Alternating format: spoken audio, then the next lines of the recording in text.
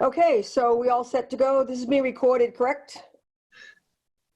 Yes, and broadcast live. So, and I'll read the introduction, and you can start off. Great, thank you. Pursuant to Governor Baker's March 12, 2020 order suspending certain provisions of the Open Meeting Law, General Laws, Chapter 30A, Section 18, and the Governor's March 15, 2020 and March 23rd order imposing strict limitations on the number of people that may gather in one place, this meeting of the Town of Southampton Select Board is being conducted via remote participation. No in-person attendance of members of the public will be permitted, but every effort will be made to ensure that the public can adequately access the proceedings as provided for in the order. A reminder that persons who would like to listen to view this meeting while in progress may do so by going to zoom.us/join, hit join a meeting in the top right of your screen, type in the meeting ID 894-8359-1857, password 198625, hit join, and please be sure to mute your device when joining in. Note, to join in video meeting with cell phone, you will need to download the Zoom app from the App Store, or by watching Public Access TV, Charter Spectrum Channel 191. In-person attendance and public comment at select board meetings will be suspended until further notice. If you email a written public comment before the scheduled select board meeting, it will be read at that select board meeting. If you email a written public comment after viewing something at a live televised select board meeting, it will be read at the next select board meeting. Please send your public comments via email to selectmen@townofsouthampton.org.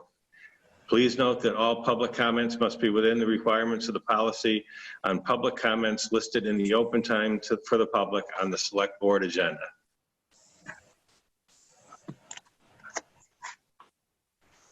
Thank you, Ed. You're welcome. Okay, everybody, welcome to the May 12th, 2020 Select Board meeting, and we'll start with the Pledge of Allegiance. Pledge allegiance to the flag of the United States of America and to the republic for which it stands, one nation, under God, indivisible, with liberty and justice for all. Before we start, does anybody have any announcements or any good news, since we're always hearing a lot of bad news lately? Just one little tiny piece of thank you from the lady who runs the quilt shop here, the Yellow Quilt Shop, Jeanette Senecal. I stopped in a few days ago, and she's very appreciative that the town has allowed her to be open one day a week to sell cloth and make masks. Just is really, really appreciative for that permission being given. And she's doing a great job up there with a little team of people that are working very hard to make masks. So just wanted to extend her thank yous to the Board of Health and the town in general. Wonderful. John, did you have a question? Did somebody have a question? No question. No, okay. I'd also like to say thank you also to the Senior Center folks, Darlene and Flo. I was pretty amazed at the last meeting, the Council of Aging meeting, that in the month of April and May, they sent birthday cards out to, in 1 month, 27 seniors that are over the age of 80, which is pretty remarkable to me. And then the other month, there was 19 over the age of 80. And they made phone calls to over 300 seniors in town to make sure that they were okay, to see if they needed anything. These were people that were over 70. So I just want to say thank you to Darlene Motika and Flo Collins in the Senior Center for reaching out to our seniors. That's the kind of community outreach I think senior centers generally do, and it's really appreciated. A lot of the seniors were very appreciative, and also a lot of them did have a lot of good resources and help from families and neighbors. So that's the good news. I have something positive to say. Okay, good. But I don't want to cut you off. It sounded like you were about to roll again. Well, I was just going to say that the Southampton Congregational Church is also accepting mask donations and also giving out masks on Saturday. I think it's from between 11 and 12, and you can pretty much just drive up and either drop off or drive up and get a mask. So that's a huge help. They're giving 2 per person, I believe. Yep. Great. Go ahead, Matt. I just think that the roads look amazing. I drive around a little bit and they're swept, and fingers crossed that sweeper doesn't have any problems this year. But I mean, they look great. They look awesome. Or that we get any snow or ice and have to put sand down again, right? Hopefully that's not the case either. I know that maze is almost terrible. But they look Anyway. great. I shot a message to Randall thanking him. I mean, they seem to be making quick Awesome. work of it. It looks great. Yeah, that's awesome. That means a lot to people. I mean, I think last year when they did have the problem with the sweeper, and there were a lot of people that had written about it. So anyway, the road conditions mean a really lot to the community. So I'm glad to hear that. So the first thing is appointment is Tom Quinlan Jr., alternate building inspector, term to expire June 30th, 2020. So that is, because he had resigned, and I think officially we need to appoint him as a alternate so that he can help out up until the time we hire another building inspector. Correct. That'll give them the appointment and the authority to do so. Yep. Okay. I'll move to approve the appointment of Tom Quinlan as alternate building inspector.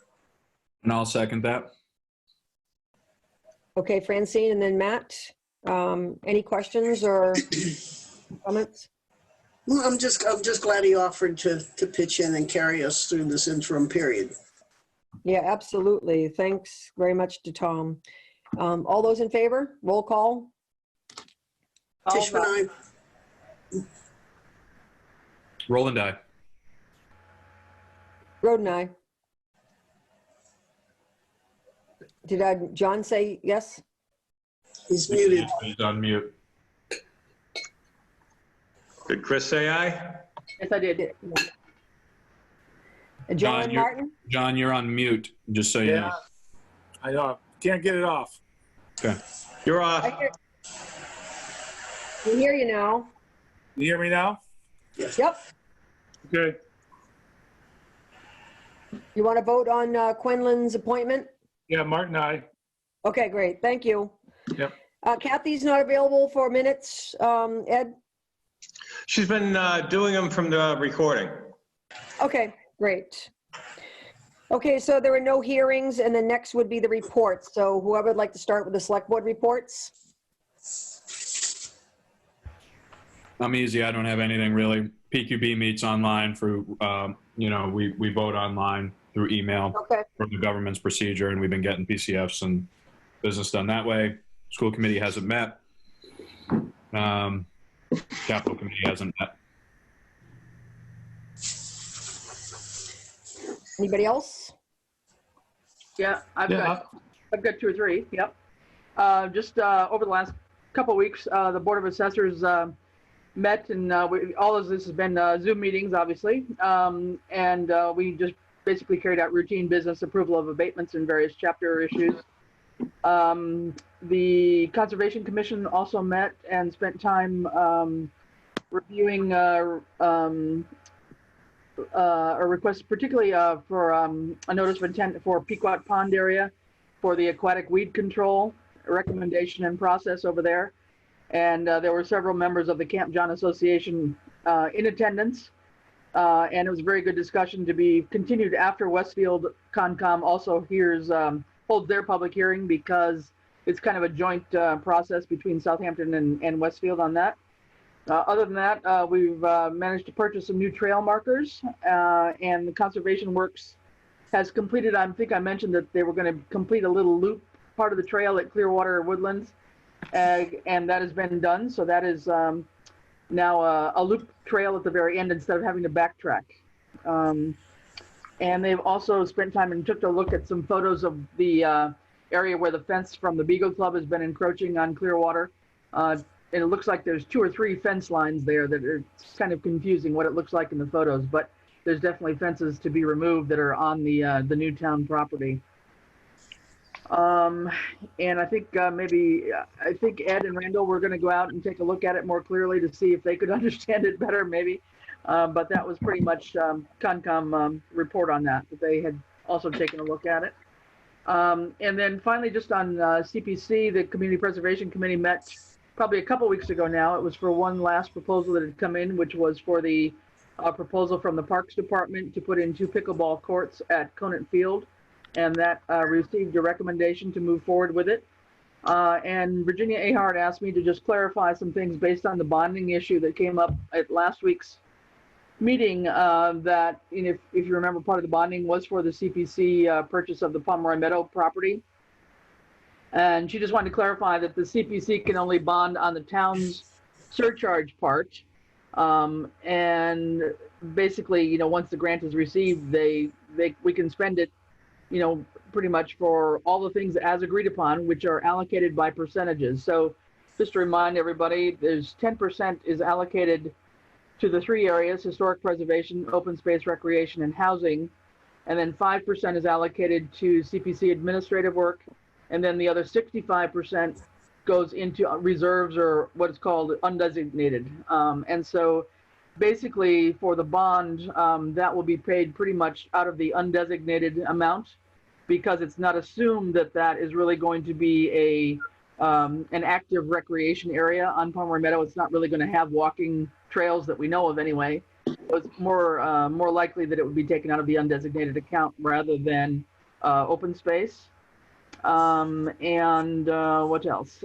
There were figures available that she had from the town taxes, the surcharges that were available. The last figures that she had were somewhere around 236,000 that was still available for the town surcharge amount. So she was feeling very confident that the bonding was not going to be a problem. The rate came in lower than what she had been expecting as well. And she said that she'd be glad to work with Vicki and Jen to keep a separate, grid sheet or whatever is needed to be sure that the yearly amounts are very clear and can be tracked. So I think that's basically it. Thank you.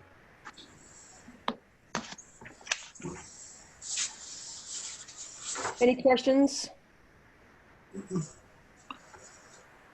Thanks, Chris. Anybody else?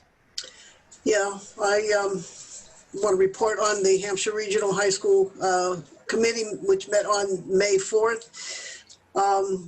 In order to provide remote education services, the principal, Kristen Smitty, and the technology director, Kim Florick, as well as other school leaders, took quick steps to eliminate any delay or disruption to the computer systems that are used by faculty, staff, and students to provide education and support services to the students at home. They moved existing software to a cloud to facilitate remote use of the software needed to manage the curriculum, to provide for remote instruction, to conduct secure communication with students and their families, as well as to maintain a business office operations. They also took precautions to protect student privacy by joining the Student Data Privacy Alliance. Now that everyone was kind of tethered to the school, that was a concern. They increased the Wi-Fi signal range at each of the 5 elementary schools and at the high school so that students who don't have internet access could get on the internet in each of the schools by going to each of the schools' parking lots. They extended it to the perimeter of the parking lots in order to get their assignments and to complete their work. They distributed, amazingly, 170 laptops from the high school to high school students as well as elementary students across the 5 towns. They set up mobile Wi-Fi hotspots in Chesterfield, Goshen, and Worthington, where internet access was not available. And for students who don't have internet access wherever they are, assignments are being mailed to them or they're being delivered by the teachers or by the school bus drivers. The staff are reporting in daily to Kristen to document their work. So she's keeping track of all of this. So let's talk just a little bit about normalcy in the school, which they're trying very hard to maintain and difficult at this time. But a few examples in addition to the regular instruction is they have advanced placement classes via Zoom meetings for college credit. The school administrators are meeting weekly online. Juniors in high school are working with the guidance counselors on how to research colleges using online services. They're conducting virtual transitioning services for students who are leaving elementary schools and moving up to the high school, which is an important aspect of that big change for them. They had a rough last year in elementary school, and to go into a new situation, I give them credit for that forethought. They're conducting online student advisory sessions, and the counselors are doing social and emotional check-ins for the vulnerable students.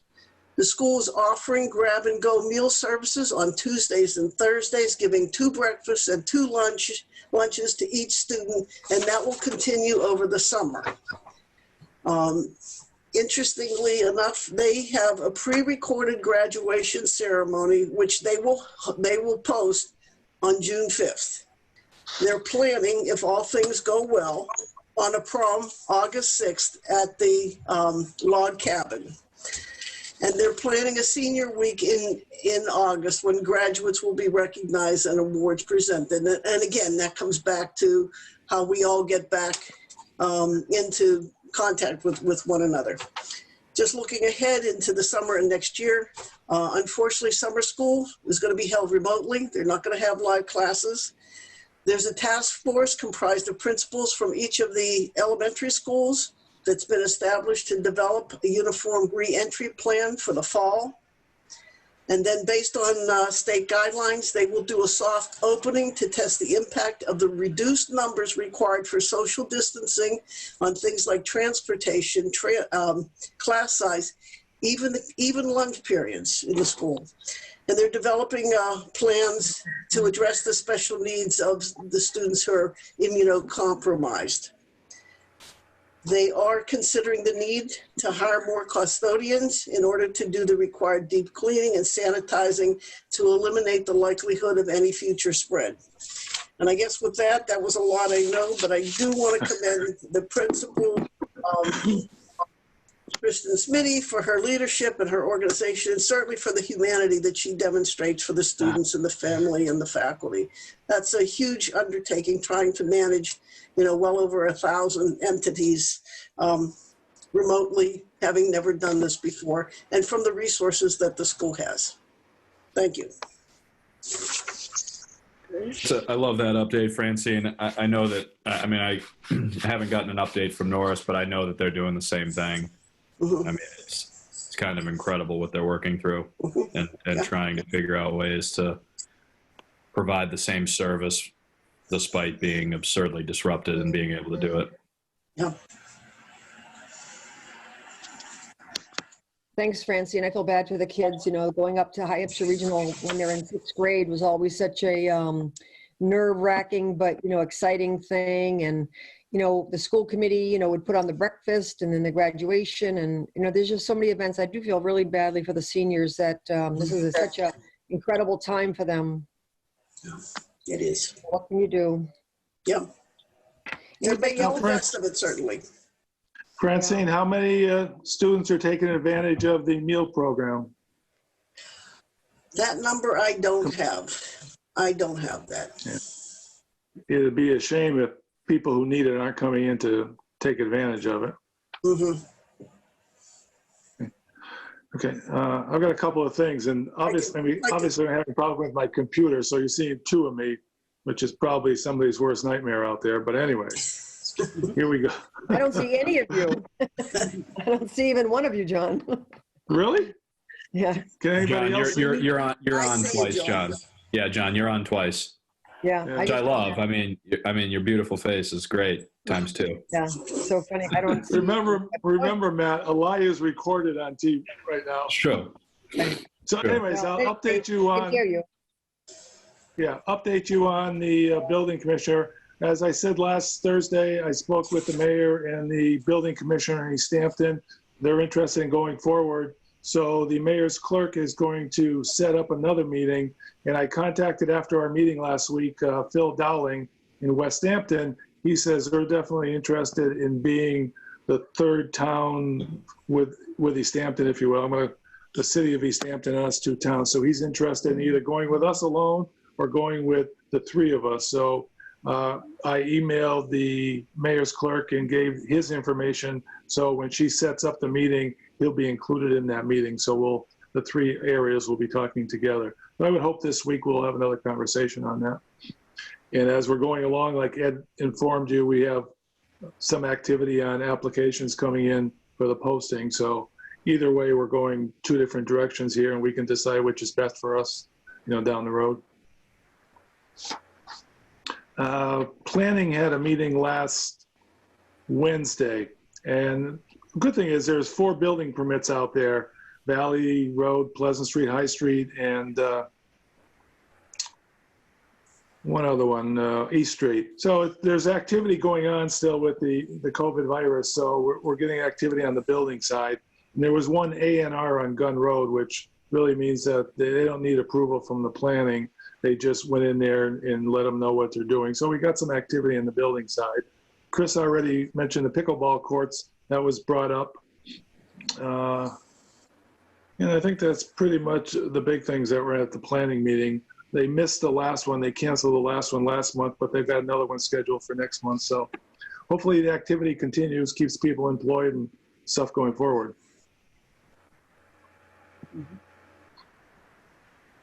Okay, I just have a couple. I mentioned about the COA met on Wednesday, May 6th by Zoom and conference call.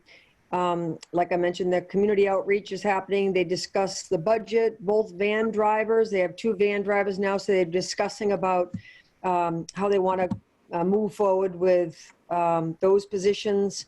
And they also have their annual meeting when they do the officers at the next meeting, which would be in June. They're also discussing about what they can do in this time of COVID in terms of any programming and what can be done on Zoom. And so they're reaching out to other senior centers to see what other people are doing. But that's them. And then the Board of Health met Tuesday, May 5th. That meeting was recorded and it's on, it was done on Easthampton Media. They actually discussed the budget. They had $9,000 that came in through DPH in 2 separate payments, $5,000 and $4,000. It doesn't sound like they have incurred a lot of expense with COVID, just a little bit of staffing time.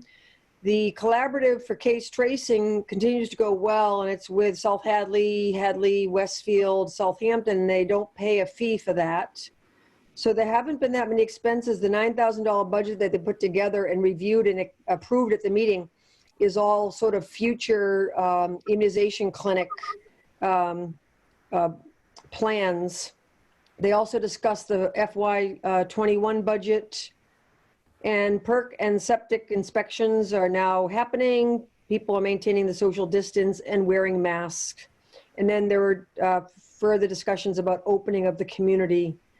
They're waiting, state guidance. We got some emails recently about the 4-step process for that. But anyway, that was basically the Board of Health meeting, and you can watch it because it's on Easthampton Media. And then the Open Space Review Committee was supposed to meet last week, but there was IT issues. So we are meeting 6 o'clock on this Thursday. That's it. Any questions about anybody's report? No, but it seems like the Zoom meetings, people have gotten into them pretty well, and the meetings are going on as usual. So I think after this is all done, we're going to have a new reality on how to hold meetings. Yeah, it's true. Yeah. I think the Open Space Committee meeting was problematic because didn't it back up against our select board meeting? Wasn't that the issue, Ed? Yeah, and I think what happened is the shortest time I can actually book a meeting for is an hour. And so I think that even though we were only 45 minutes, that it wouldn't let it start until it was told it was over. So, Okay. which would have been 6:30. So that is my best guess at what happened with that. So I will make sure that we space them out, and actually more and more committees are looking to utilize it, as John has said. So I'm contemplating, I think we might have to purchase a second town account. Mm-hmm. Okay. Just one thing I forgot, Master Plan has met also last night and had a pretty good meeting continuing on with the ideas of questions for our survey. And we've managed to record all the Master Plan meetings, so there should be 2 for sure, maybe 3. that have been recorded that should be uploaded to the Easthampton media files as well, for anybody that wants to listen in on that. Okay, thanks. Ed, would you like to review your report? And Sure. I think Janet's on also to hear about the High Street request.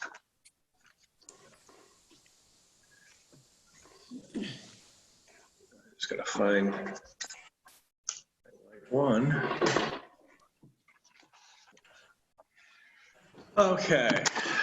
First on the town administrator's report is there is a request that Rini had talked about at the last meeting for High Street to be designated as a scenic road to be referred, which would have to, the select board would need to vote to refer it to the planning board as the official process. And that email letter is in your committee packets. Says, not sure if I have mentioned it to you, but I am interested in having High Street designated a scenic road. Have done some research and it does not seem to be much to do. Was told to contact planning, historical and Concom. I contacted Paul Deeman, who contacted PVPC, and this was their response was, it appears to be a general bylaw topic. Paul emailed me, therefore write the request to the select board and have them forward to the planning board, and we will sponsor it, assuming there is no scenic bylaw on the books already. And it says we already have 11 scenic roads, so apparently there is a bylaw supporting them. It may be just be supported by state statute also, because I have not seen a bylaw for scenic roads here in Southampton. High Street seems to adhere to the 4 restrictions. Following are the current roads, the restrictions, and the MGL. Can you please let me know what my next step is? Thanks, Janet Brown. Current scenic roads: Middle Road, White Loaf Road, Manhan Road, Maple Street, College Highway to Crooked Ledge, Fontaine Road, Maple Street to Crooked Ledge, East Street, College Highway to Manhan Bridge, Rattle Hill Road, Russellville Road, Red Brook to Westfield Line, Cold Spring Road, Glendale to West Hampton Line, Gun Road, Pleasant Street to College Highway, and Mountain Road. Restrictions for a scenic road designation. Can designate any road other than a numbered route or state highway.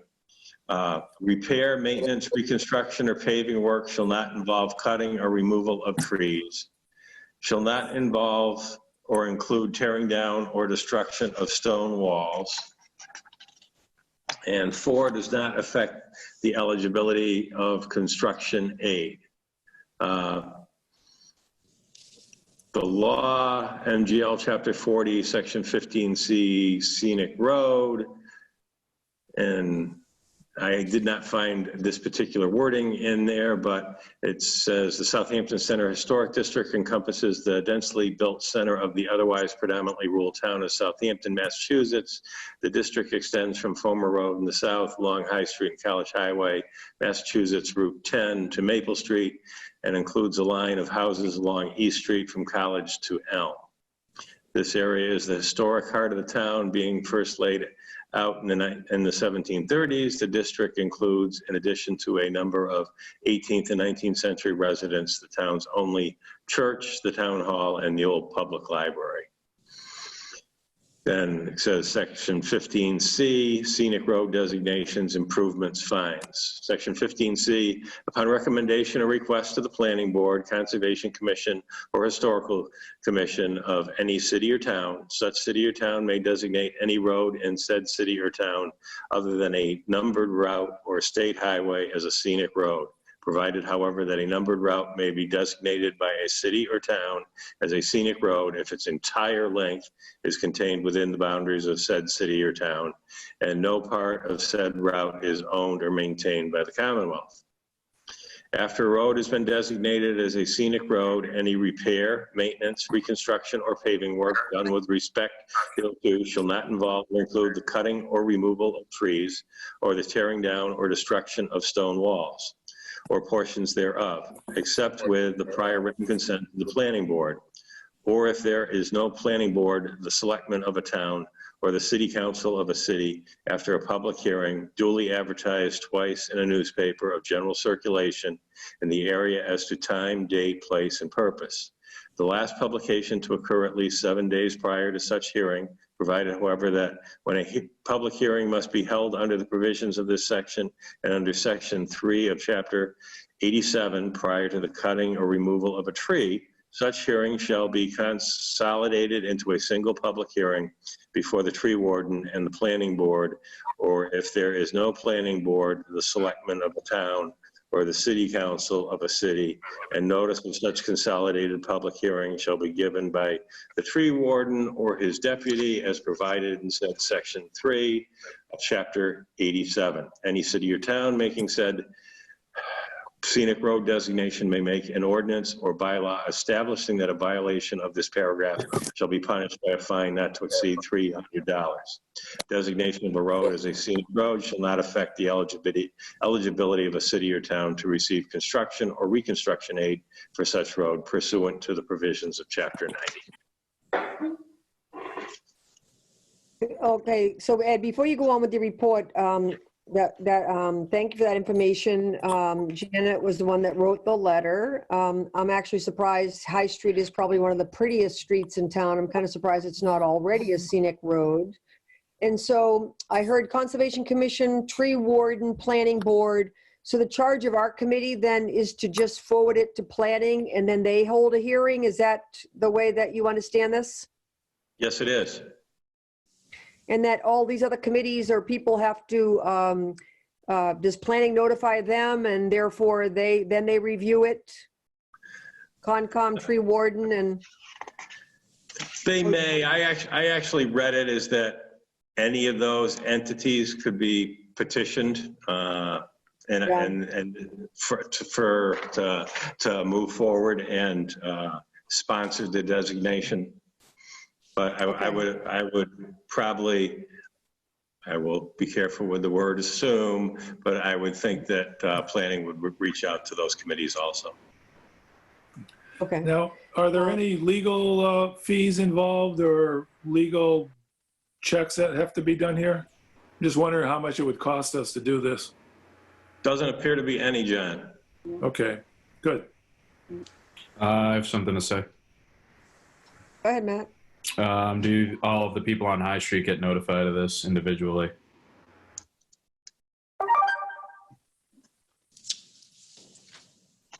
Considering that they're like abutters. Are you hearing me? I would think that might be part of the public hearing that would be held. Imagine they would get a certified yeah, I mean, letter. there's notification of a public hearing in a newspaper. I understand that, and I heard that, but I'm just wondering if there's specific notification to the people that are on High Street. I would imagine they'd get a certified letter, to be honest with you.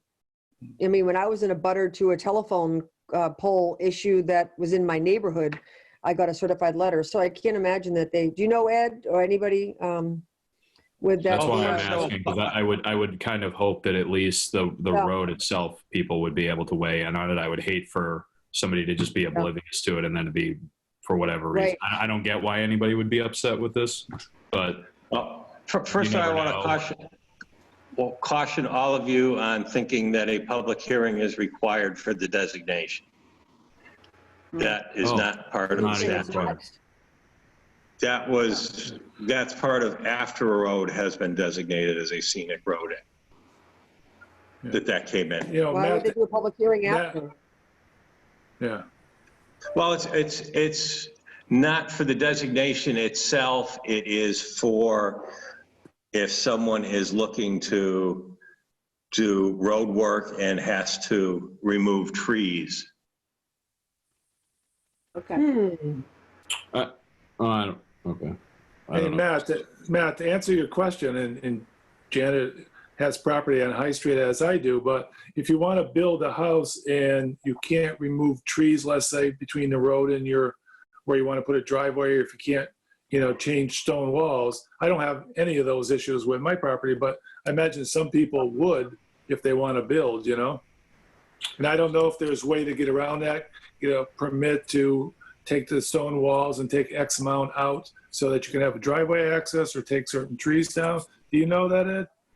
Well, again, I'm going to caution you. That's the reason. That's the reason why. I mean, that's the appropriate reason for having a butters notified. I don't know.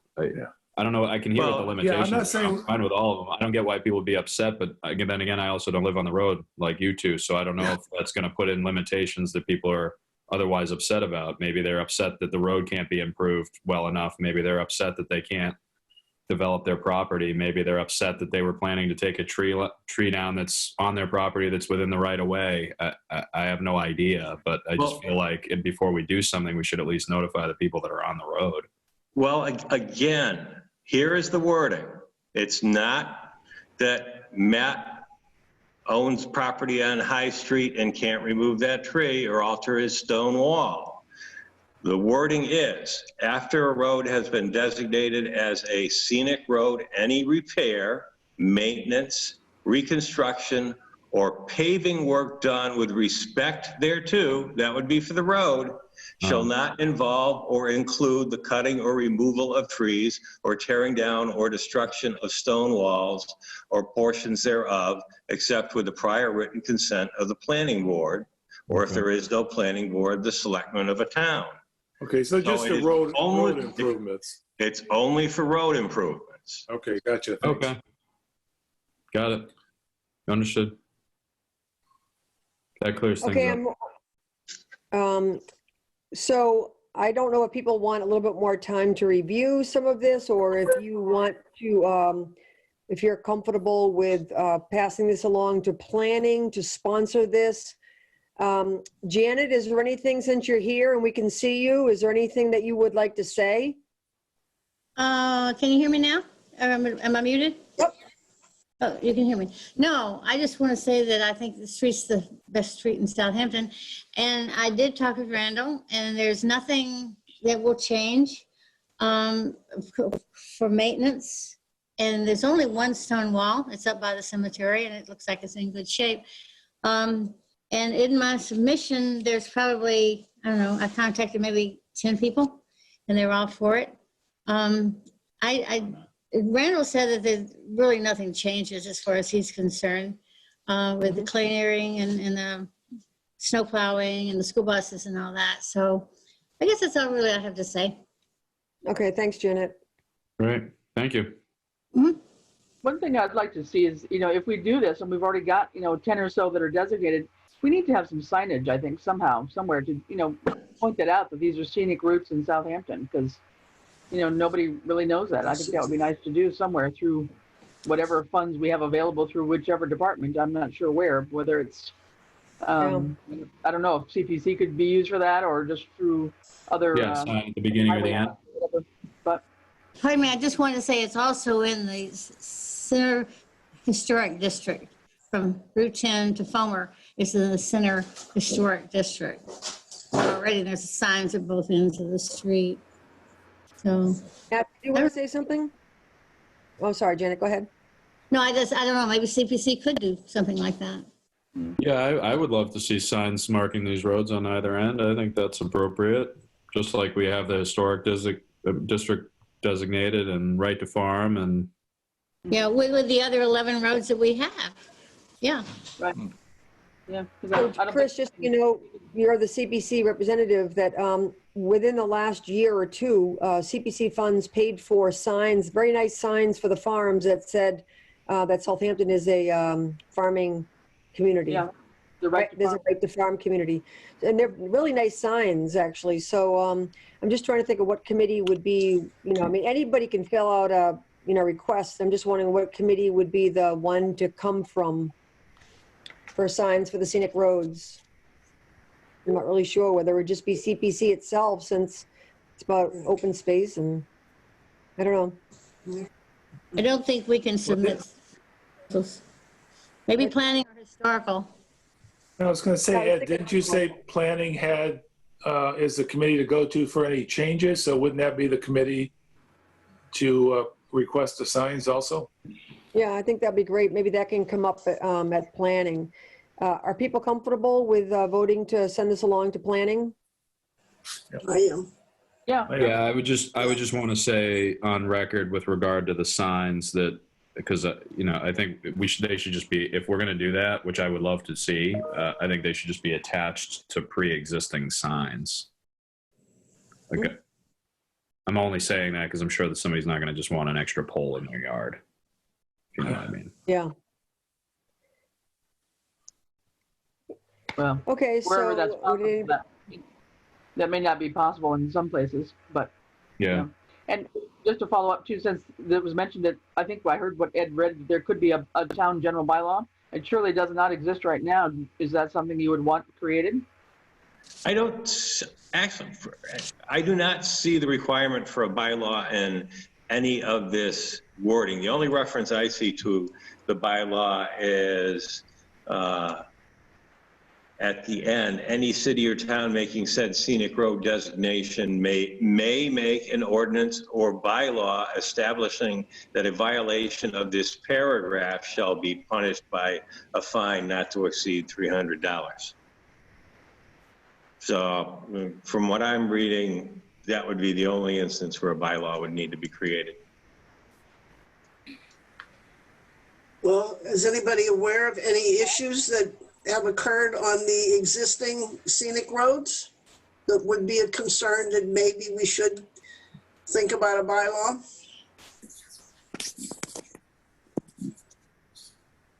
Not offhand. I'm not aware of any. No. No, me either. I bet most people don't know what roads are designated scenic roads anyways. It'd be good to have. Yeah, not if they're not, don't have signs on them, that's for sure. Yeah. Are you ready to make a motion then to send this along to planning? Yeah, I'll make the motion. We send to planning. Okay, I'll second it. For a Chris. second? Okay, John and then Chris. Any further questions or discussion? No. Okay, all those in favor then? Tishman, aye. Roland, aye. Martin, aye. Chris, did you vote yet? Fowles eye. Yeah, I did. Okay, Groden, aye. Yeah, if Thank you, I would say if you send it along, I'm the select board rep, so Great. I'll make sure I'm there when they bring it up. Okay, and mention about the signage maybe? Yep, definitely. That'd be great. Thanks. And thank you, Janet. Thank you. I'm going to leave the meeting. All right, thanks for Bye. attending. Thank you. Thanks, Ed. Bye-bye. Ed, I'm assuming you have some other things to talk about? Yes, I do. Thank you. B, and one of the items, at least for the coming up for the annual town election, is at the special town meeting.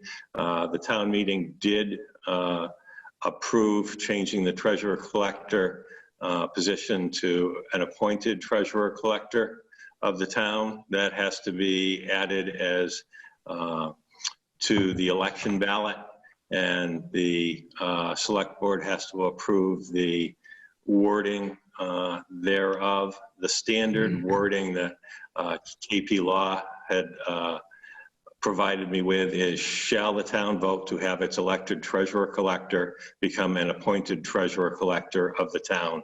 And then either yes or no with check marks.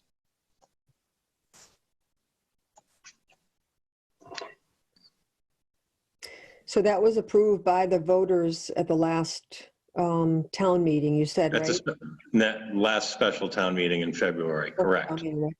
And then it has to follow up with a ballot question. Correct. And the select board has to approve the actual wording of the ballot question. Okay. And so are you asking us to approve that right now? Yes, I am. Please. Okay. People have questions about that? No. No. I'll move to approve the wording for the ballot question on the appointment of the treasurer collector. Okay, second. Okay, Francine and then John, any further questions? It sounds pretty straightforward, the language. All those in Yeah. favor? Tishman, aye. Fowles eye. Roland, aye. Martin, aye. Groden, aye. Thanks, Ed. No, thank you, appreciate it. Okay, and then next, just to let you know, and I'll send it along for the next meeting, is we received a letter from Amanda Zadonis Kemp concerning property that is owned by the Kellogg's at 90 Pleasant Street, where they would like to remove 6,969 square feet of land from Chapter 61A of an approximate 600,000 square foot parcel to square off their own existing residential lot. And this one, I checked with KP Law, and it kind of falls into the wonderful gray area. If the Kellogg's wanted to carve out a whole building lot for their children, they can do that without asking for a waiver from Chapter 61A, but there is no reference totally definitively to them asking to have X amount of square feet removed and added to their own residential lot for the purposes of squaring it off. So KP Law actually said it's 50-50. They could go either way with it. What we might want to do is ask the petitioners to send in an informal letter just asking for this, rather than going through a formal removal of 61A process. So that's what I asked Amanda to do in this particular case. They already have checked with the assessors on any rollback taxes. There aren't any rollback taxes, and the assessors basically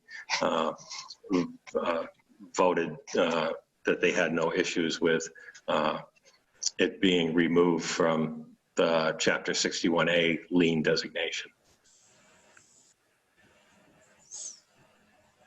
Why are there no rollback taxes? That would have probably because of the length of time they've owned this property, but I would have to check with the assessors. Yeah. I'd like to have an answer to that one too. I mean, if Just so they've had this land and it's been in chapter status and they've gotten a tax break on it, they now want to take the land into their own possession residential. I guess I just don't understand why there wouldn't be some obligation to pay back some taxes on it. Yeah, I thought there was a number of years and it starts over again. Yeah, I think it is 10. Well, it's 10 for straight Chapter 61 forest land. I'm not sure if that's true of 61A, but I will check with the assessors and find out the answer to that for you. Okay.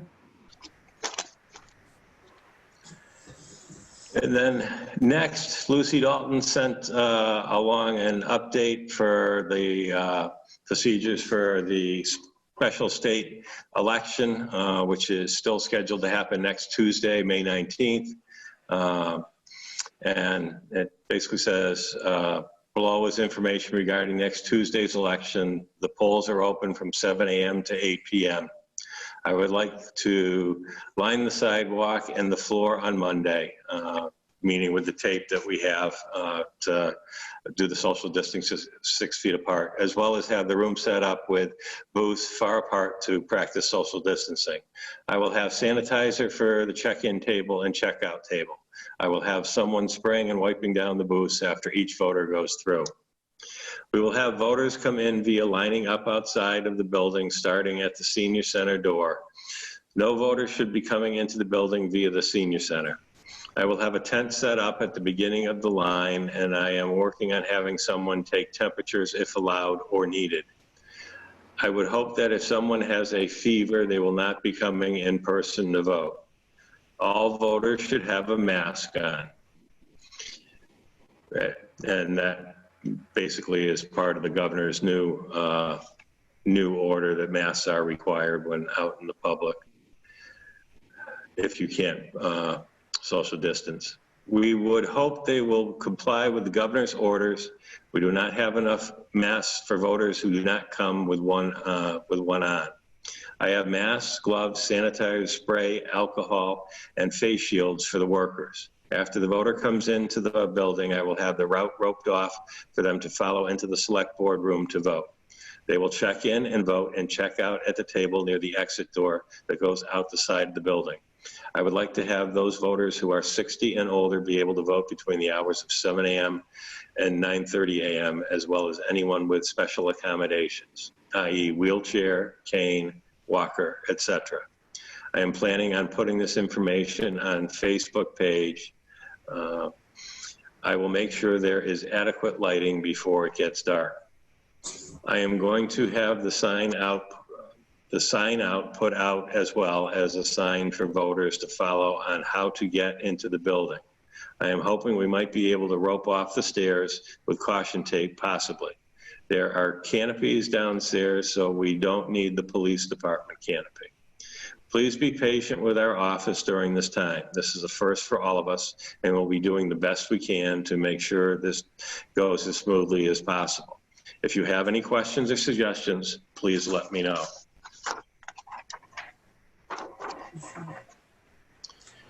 Next, just I've got one Can I just ask- the department is still waiting. Yeah. Hold on, Ed. We got some questions. Go ahead, Francine. No, I was just asking, can the Board of Okay. Health be any So- of any assistance in getting masks?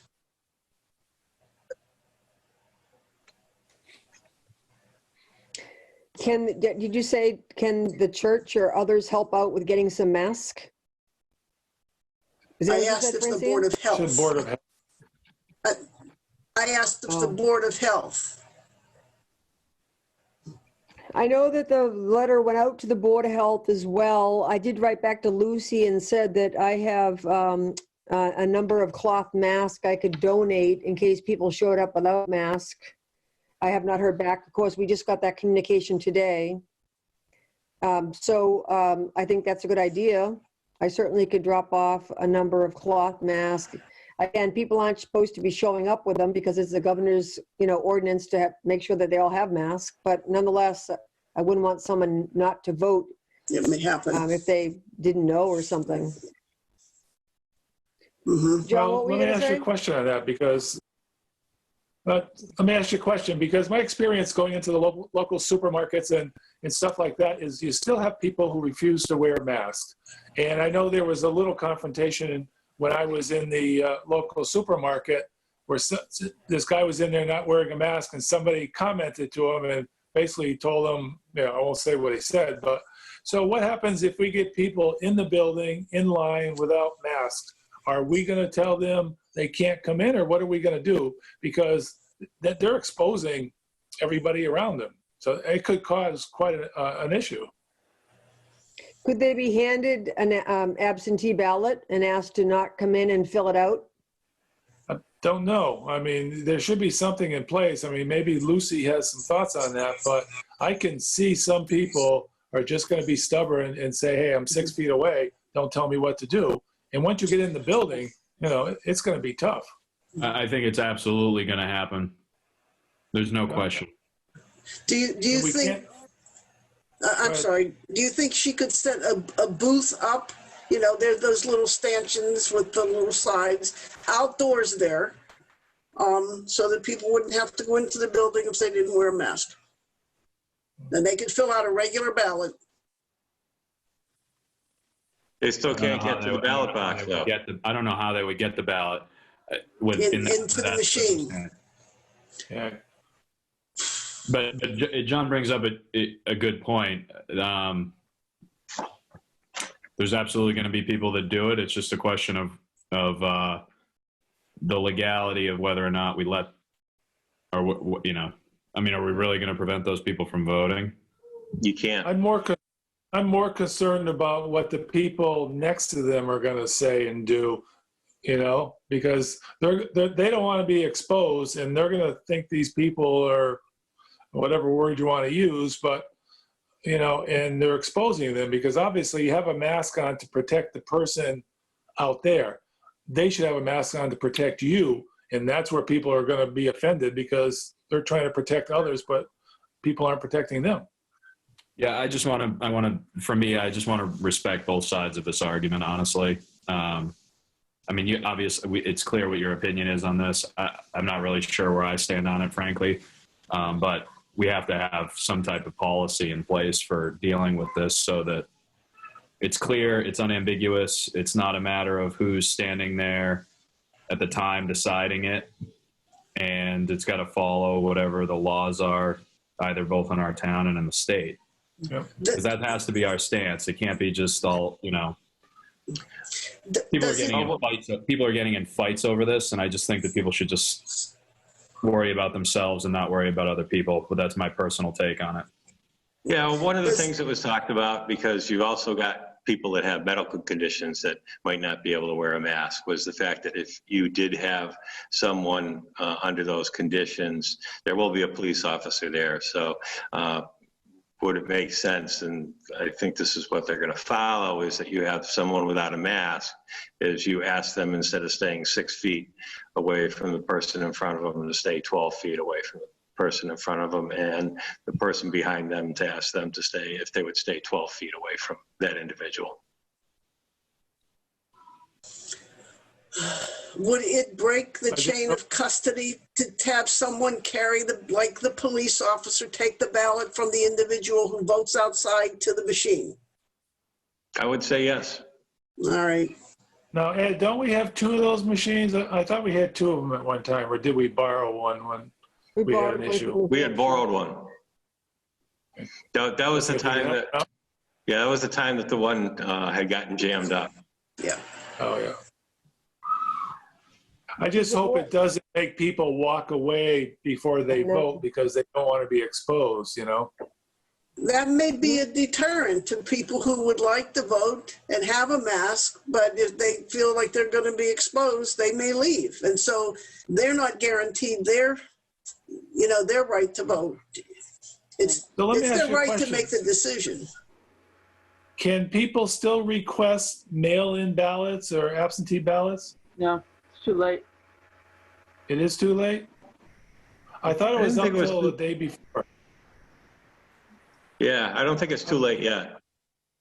Really? So here's the thought, Ed, and I'll stick myself in there. If there are people out there who don't want to go to the polls because they're afraid of being exposed, if they're willing to call into the clerk's office and say, I would like a ballot, if Lucy could put a list of names together, call me, I'll deliver them to all the houses and put them in the mailboxes, and then they can get them back here, or if they want, they can, put them in the mail right away. But I'll be glad to go around town in the next day or so and, put them in the mailboxes or something like that. So if you want to let Lucy know that, maybe that'll be a way of getting some ballots out there. Yeah, and I don't know if that actually breaks the chain of custody also, but I will let her know that. Well, it's not because I'm not going to bring them back in. I'm just going to give them the ballots. They'll fill them out themselves. But they have to submit an application to get a ballot. Also, I don't think.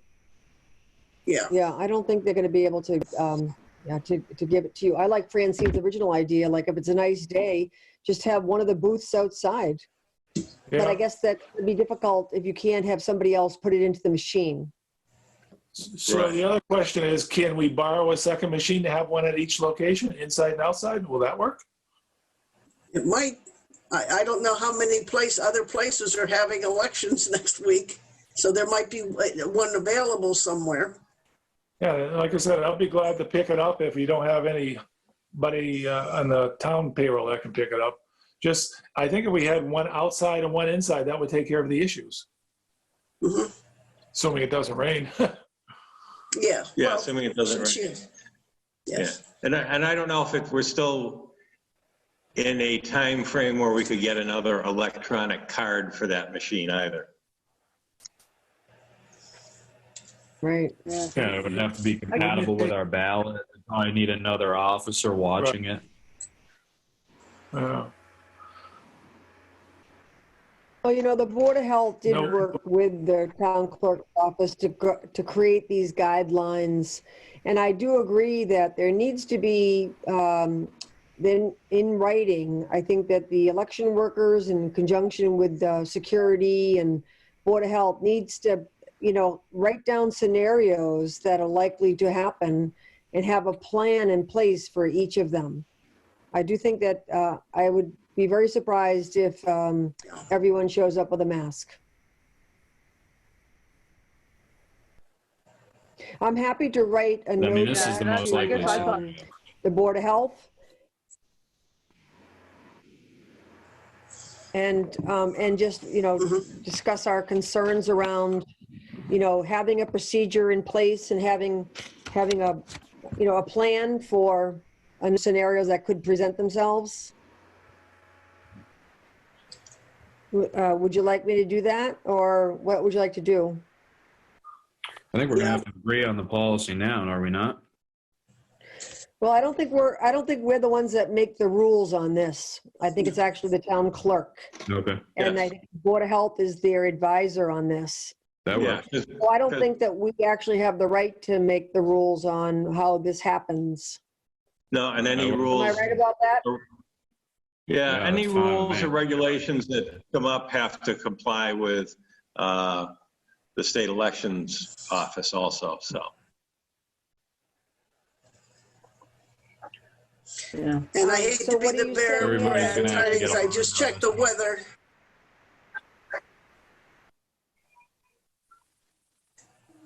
Hang on one second, one at a time. Ed, could you just say what you just said? Ed, could you just repeat what you just said?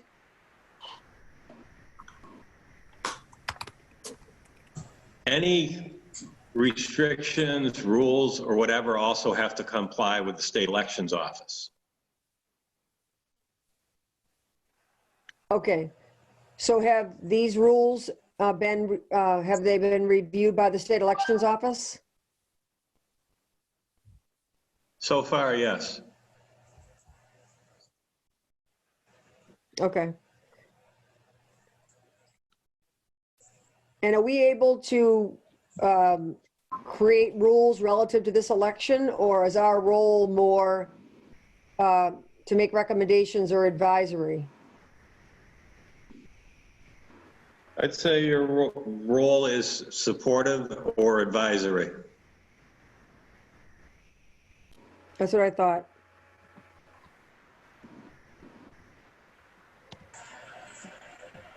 And let me just add that I did check the weather forecast for next Tuesday. There's a 40% chance of rain. So that kind of puts a Okay. kibosh on No outdoors. No, just rain. And also just So and a would you- post would- that Lucy had put out. Go ahead, Post that Lucy Chris. had put out said that May 8th was the last day to register to vote. So maybe that's not the absentee ballot. It was the registration to vote. So maybe that's what I was confusing. That was on May 8th, I think. But I'm not sure about the absentee ballot request. That That needs to be sounds done. correct. I just don't think it's enough time though, really. By the time Yeah, you usually- ask for the usually ballot, those you get go it up mailed to- you. It's-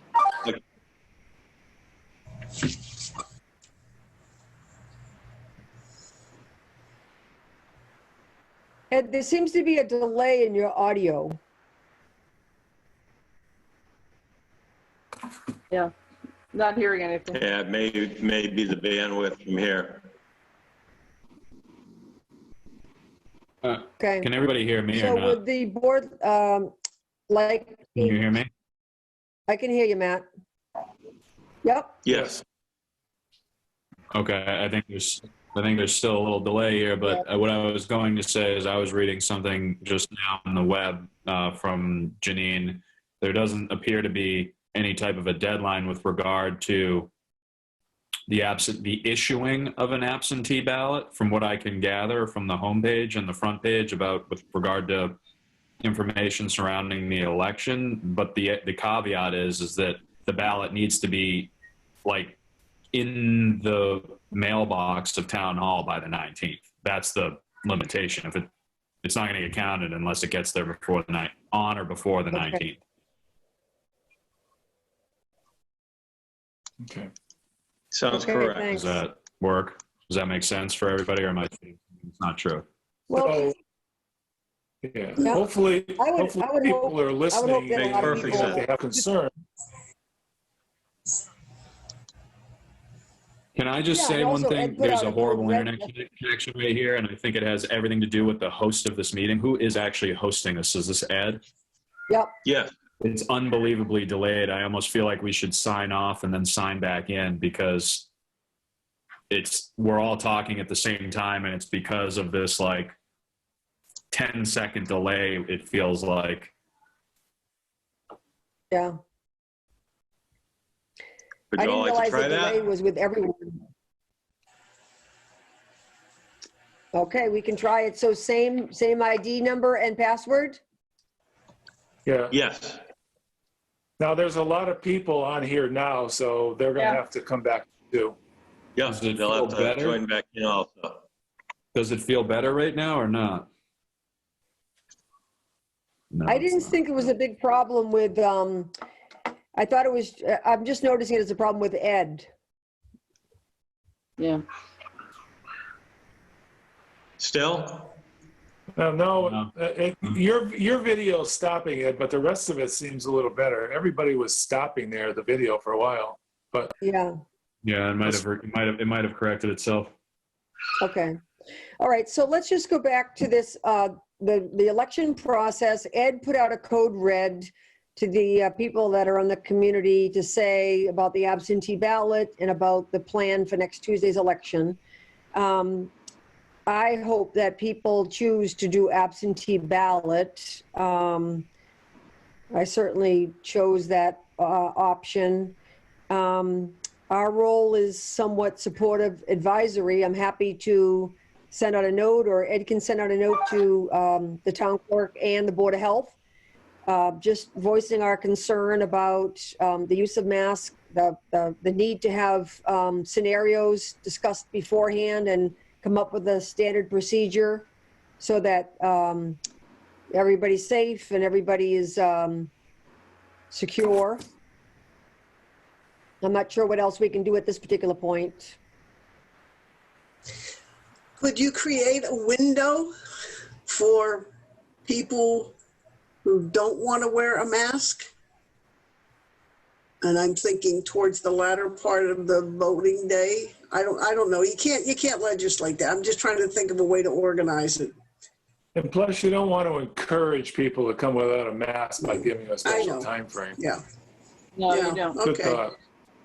You know, I don't think you want to encourage that because that's going to make the election workers themselves feel unprotected too. So, you know, they're putting themselves out there to do this public service. So I think we have to respect all that too. And you know, people have heard that they need to wear masks. So unless they have a medical reason not to wear one, then that could be discussed, I would think, with the police officer who's there. And maybe they could, I don't know, go in by themselves quickly and leave, you know, by themselves. I mean, just, you know, not let anybody else in except that person who's unmasked at that time. Yeah, this is going to require a little more thought and planning.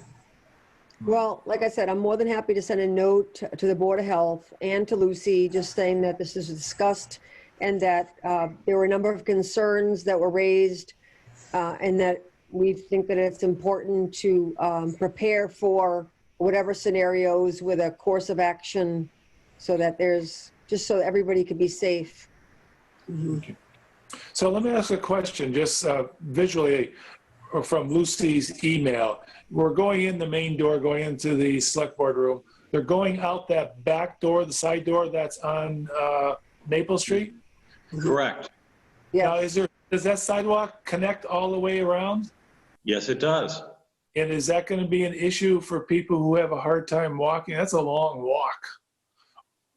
Or maybe people can be picked up outside on Maple Street if they can't walk that far.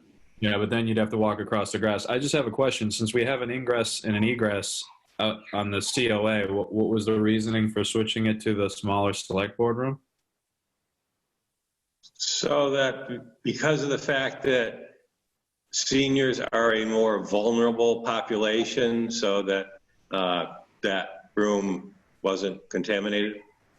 Oh, that makes sense. Okay. And the issue with the seniors and people with disabilities was discussed, which is why they set up a separate time first thing in the morning. And they also discussed whether it was going to be a long walk. And there was, at the Board of Health meeting, one of the members raised that very issue, and they talked about how difficult it would be to have to disinfect a chair or chairs if they were in line. So I think they've already come up with a plan for that, which is to allow people that have disabilities or that are seniors to come first thing up until I think 9 or 9:30. Mm-hmm. Would you like me to send a note to the Board of Health and Town Clerk? Yeah, I think that Please. would be a good idea. I would Okay. agree. Yeah. Yes. Is there anything else you want me to pass along? Well, I just one question. I guess I heard, I think what was said about Ed already did the code red, and then Lucy's putting out something on Facebook.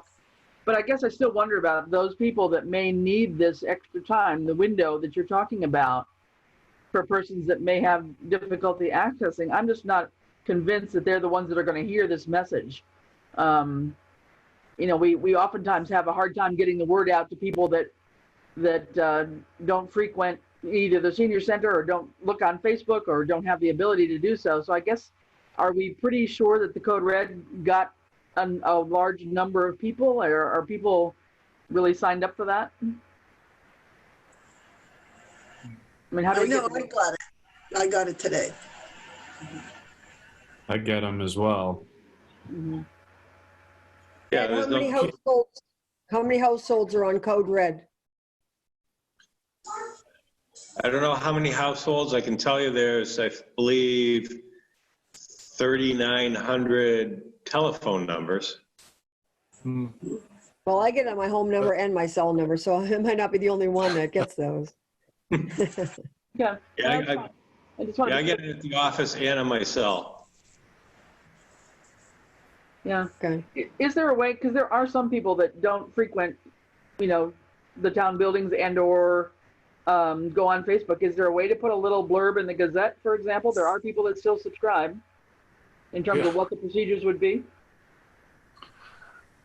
Actually, I had reached out to them with that that last message, so we shall see if that and on the town caucus and extension of the nomination papers. So we will, which is basically the same message that went out on Code Red. So we'll see if that makes it into the Gazette also. Okay. And Now, will then we Easthampton have, Media have an announcement page? There you go. Yeah. Ed, will Easthampton Janet- Media have it? Jen, breaking you it want Hampton to Media. call? This is, go ahead, who's going? I noticed that Jen, Easthampton Media, is this on, are they on the call, or is this just indicate that it's being taped or recorded? It must just be, because Jen- usually she does it, yeah, Jen was on. I don't see her. okay. Now, is there anybody else from Easthampton Media? Because sometimes the person that runs it is on there. Tim's on. Tim? Yeah. Yeah. I can speak for Easthampton Media, Robert Floyd, 166 College Highway. I will relay any requests to Easthampton Media tonight after the meeting. Okay. It'd be great. And I will also mention on the letter to the town clerk and Board of Health, the request to actually have something in the Gazette, just to try to reach as many people as we can. So on the town website, in Facebook, in Code Red and Gazette, and to come up with scenarios that are likely or possible, and to actually have a course of action anticipated. and could we prevail on Robert for the community newsletter? Yes. Thanks, you. Robert. Okay, anything else about the election? You want to keep going, Ed? Sure, thank you. Next up, just to let you know, the police department is still waiting for the 2020 Ford Explorer Cruiser that will replace the Cruiser, which was totaled in the accident last year. Ford vehicle production has been closed due to the COVID-19 outbreak. Production is supposed to start up again shortly, and this Cruiser should be delivered to MHQ for the transfer and upfitting of the safety equipment. Also, please note that the Crown Victoria Cruiser, which was being used to fill in as a line car while the Cruiser on order was being built, has stopped working and isn't worth the cost to repair it. And then lastly, while there has not been a legislative resolve to the extension of any fiscal year 20 grants or earmarks received by a town, the Department of Revenue and Governor's Office have advised that we should reach out to the appropriate secretary of any department which we have received grant funding or budgetary earmarks from to request that they extend those deadlines into the next fiscal year. I am in the process of reaching out to all state agency secretaries which we have received grants or earmarks from to request these extensions. We may be required to file a contract amendment with the state for these extensions. And that's the end of my report. Okay, can I just ask about what the last item you just reported was about the legislative action relative to the caucus? No, I've actually got, I was going to bring that up under the agenda item for the postponement of the caucus, but I can do that now. No, that's okay. I just wanted to make sure that it gets discussed because it was on the code red last night and I want to make sure that I have the latest update on that. Okay. That's okay, we can wait. Okay. Anything else? Any questions about Ed's report?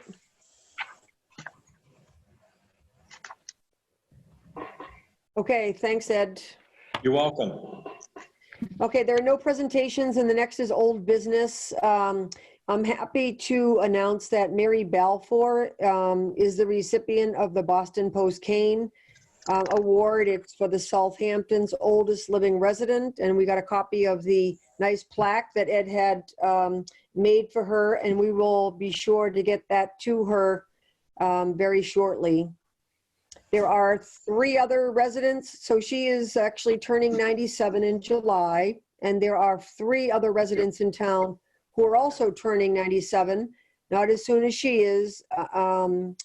But anyway, we hope that they will be recognized when we have a Celebrate Southampton event.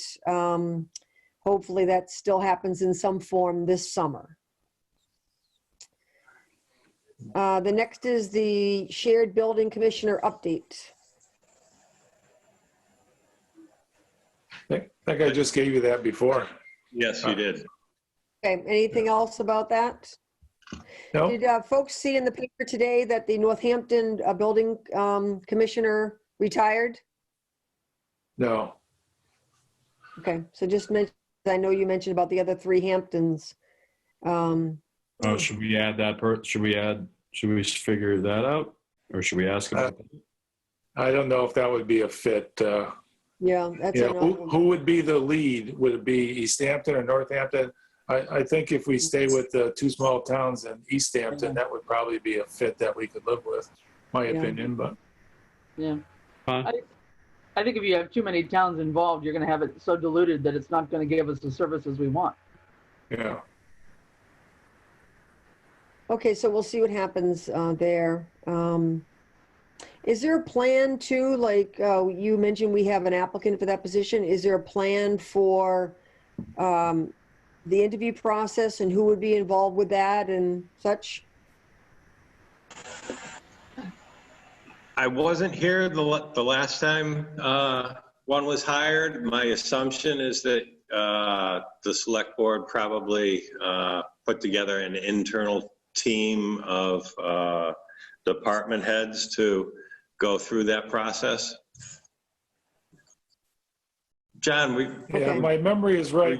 you on the select board the last we time? put a team together to do either that or the finance committee. I think it was on the select board though. But we put a team together to interview the applicants, and then the select board looked, I think, at the top 2 and did an interview with them. So depending on how many you get, we could see the top 2 or 3, or top 1, depending on how many apply. But the select board didn't do the interviewing from what I remember. It was done by its subcommittee.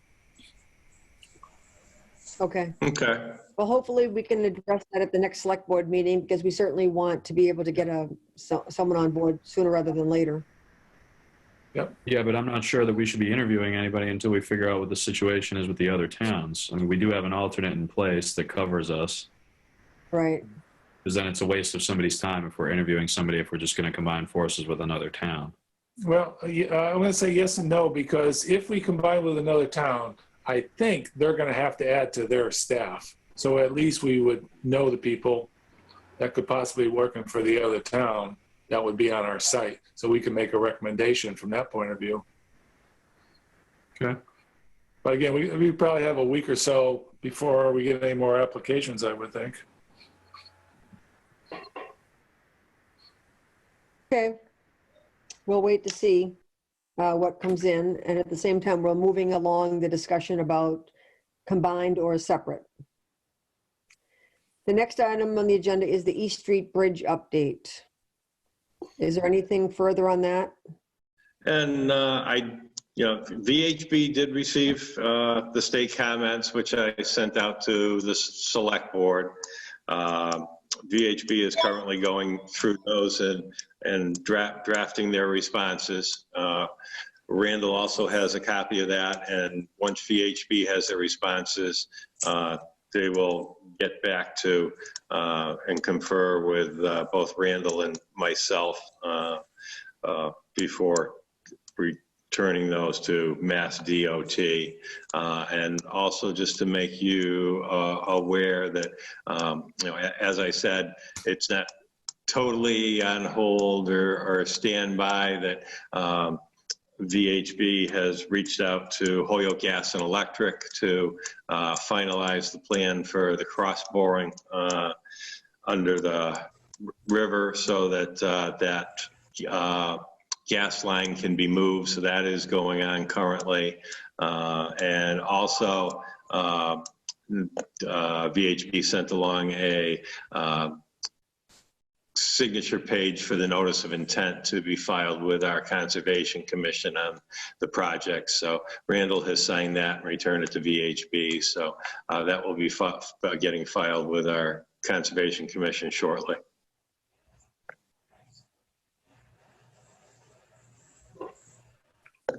Any other questions about the East Street Bridge project?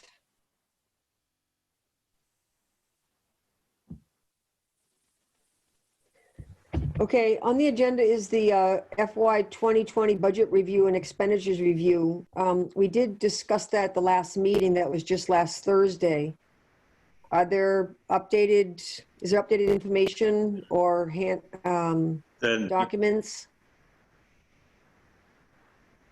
No, but I'm going to continue to leave that on here for when there are. Okay.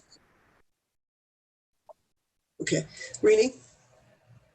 Hello? Yeah. Rini?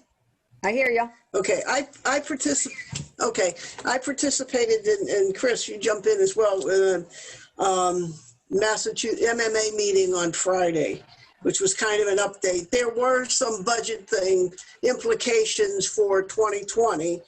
One is that, in the event that we don't have an annual town meeting by June 30th, we will continue our 2020 budget into fiscal year 2021, and the select board are authorized to adopt those temporary budgets. They're saying that in those temporary budgets, we could would have the ability to use free cash, revolving funds, and undesignated balances. And as far as the regional school district would go, their school committee could adopt their fiscal 21 budget, and that spending plan would trigger an assessment to each of the towns that were obligated to pay. It just automatically rolls. But the good news is they're expecting that if there is a shortfall in the state, and there will be a shortfall in the state in terms of revenue for 2021, that the school aid, which is our largest external revenue source to the town, should not be significantly impacted. So that's kind of on the good news side of things. Mhm.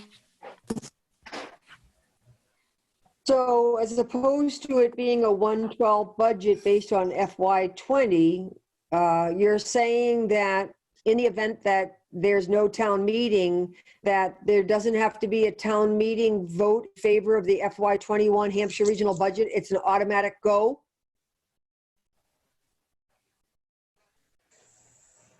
It would go, yes, it would be based on their fiscal 21 budget, according to this. And I have it in writing from their PowerPoint presentation. It would trigger the assessment to the town that the towns are obligated to pay. Oh. Any questions about that?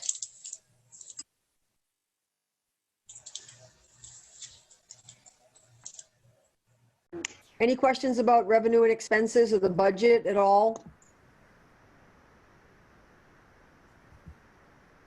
As of right now, we do have a town meeting and it's planned for I've got some more updates. June. We just have to wait to see if that's going to be delayed at all. Okay. Yes, and I've got some more updates. Like I said, I was going to do on the COVID-19 update. Okay. Okay, the next item, if nobody has any other budget questions, is the disposal of surplus real property at 93 College Highway. Last meeting, we had a draft bidding and approved certain conditions of the bid. Are there any updates, or is there a final copy at this point or plan? I think we did get in our packet an amended bid. Yes, I went through and made the changes or any additions that were noted from our last meeting. I won't say it's a final version because I've still got, dates in here for returns and whatever that are just kind of templated in here. But I believe everything else that we talked about has been covered as far as updating. So it's got the map and lot numbers in it. It's got the deeded book and page number in it.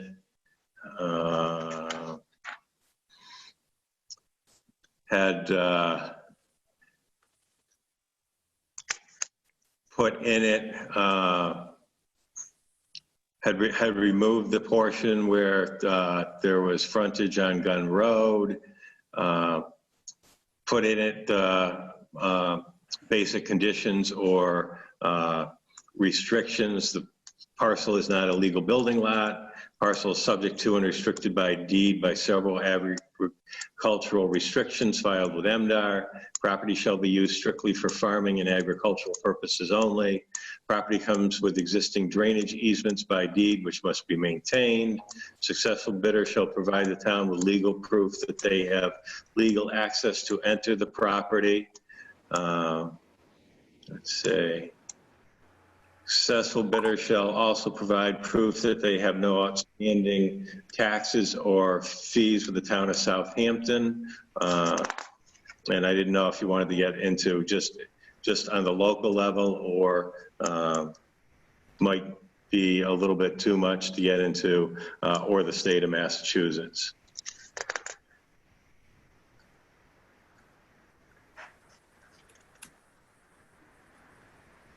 And then also remove Yeah, I took a look at it as minimum far as the format. bid portion.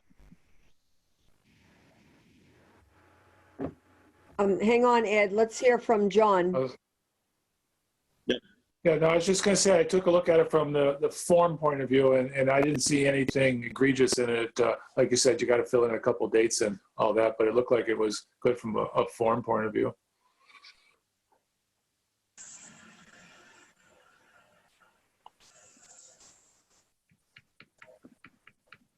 Anything else, Ed, did you want to say?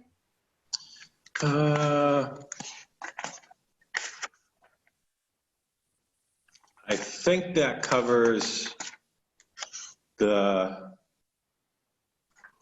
changes that were asked about, or all the changes or edits that were asked about at the last meeting or that you had sent along to me, Rini. Okay. Does anybody have any content recommendations? I agree, from a form standpoint, it looks like it's pretty clear. Anybody have any other recommendations? No? Any comments about the question Ed raised about the tax, whether it be any restrictions in terms of taxes due or whatever? I think we were just concerned about the local taxes, Okay. which he's covered in this. I can edit that out. I just wanted to make sure. What are you going to edit out? The requirement for the proof on the state level. So it'd just be on the local taxes and fees. Ed, I didn't happen to notice, but did you figure out the idea of frontage and whether this is landlocked or not? I have been told that it is. I have not obtained any maps large enough for me to actually see that by myself, but I have been told that it is landlocked. Now, who told you that, Ed? Because that could be critical to somebody wanting it or not. By the Board of Health, and I think they're probably the most familiar with this parcel. Would the assessor's office know? The assessor's office had that smaller map, which I had included, which to me really doesn't show if there are really any true abutters to the property. Or, that seems to be a critical concern, is whether there's frontage or not. Well, there's no frontage on any streets. We know that. Okay. There's no frontage. So that means it's landlocked then if there's no frontage. Right. It would just be, even if there was no frontage, is there an abutter that actually shared a property line? And it doesn't appear that way. And that's where that successful bidder must show legal proof that they have access to the parcel.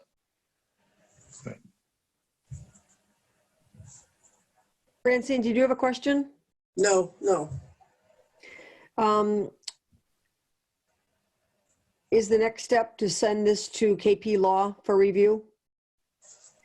Doesn't need to go to KP Law for review, but I will tell you one piece of the puzzle that I can't find anywhere, which will be the next piece of the puzzle, is I can't find anywhere in the minutes that the board has actually ever designated this parcel as surplus property to be disposed of.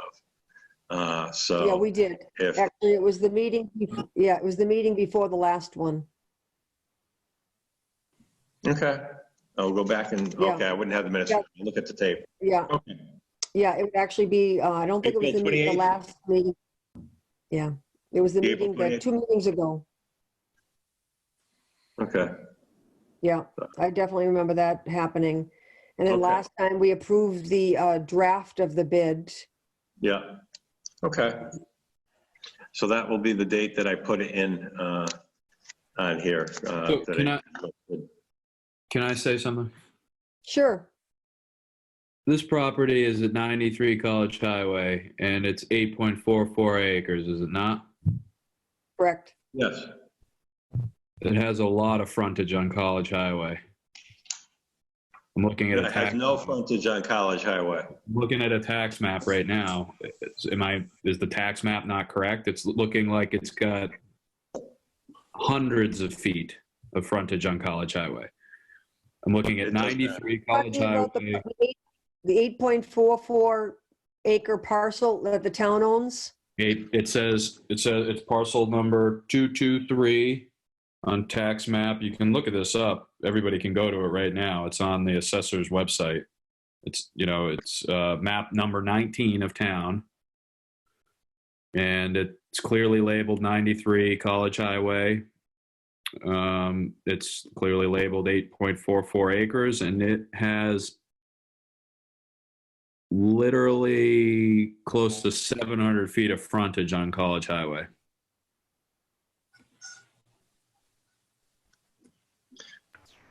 I think if you look at the map that I sent out for the map last meeting and also the town meeting, it does not have any frontage on College Highway.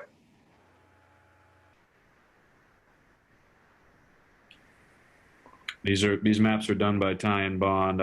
Look, I'm just stating what I'm looking at right now. If you'd like me to share my screen, I'm happy to do it. Yeah, can you do that, Matt? Yep, hold on. Desktop.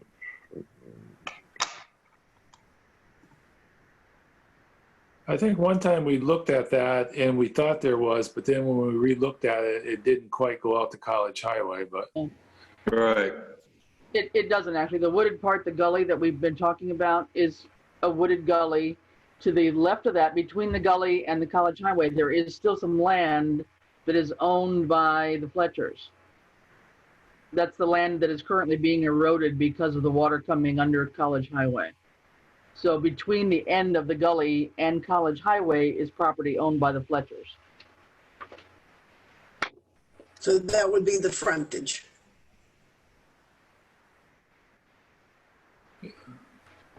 Okay. Can you all see my screen? Now we can. It looks like it's starting. I don't see a map yet. I see it. Yeah, I can see it. So I'm looking right here. Yeah, you're right. The map shows it clearly with frontage. 700 feet at least right here. Yeah, that's not consistent with the map that they gave me, Matt. Who is they? I'm just wondering which map we're working off of, and now I'm concerned that we're I don't know. I feel like which map is the real map? Yeah. So how can we confirm that, Ed, that truly is not accurate? If it's the assessor's official map that Ty and Bond did, that gives us some concern, I think. Now, hang on, and I'm going to send you. This was done in 2018. Yeah, I'm going to send you that map that we used for town meeting, and I was provided by the assessors. Hang on. I mean, I don't want to cause concern here, but this is on the assessor's website, so I don't know how we could have multiple different maps. Yeah, I think like we said all along, we just want to make sure we're clear on this. So if it's a thin strip like Chris was talking about, maybe it doesn't show here. Well, this is the frontage. I mean, this is the parcel right here. Yeah, but I think what Chris was saying, there is a thin strip between College Highway and what you'd call the frontage on this. Is that what you were saying, Chris? Yeah, basically. Yeah. I guess I'd say that. Okay. And that's the piece that's owned by the Fletchers already. Right. I'm sorry, I'm just zooming in here. Good. That helps.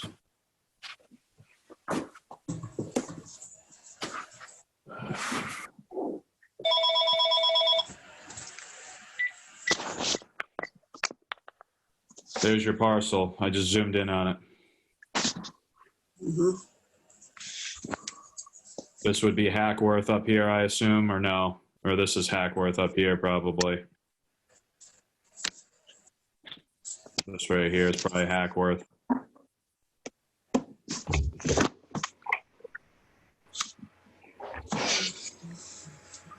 That doesn't show anything.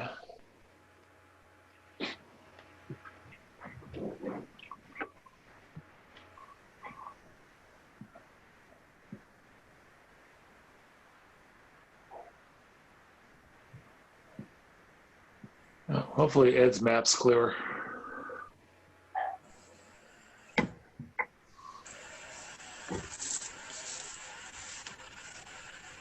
I'm gonna try to just do a couple quick things here.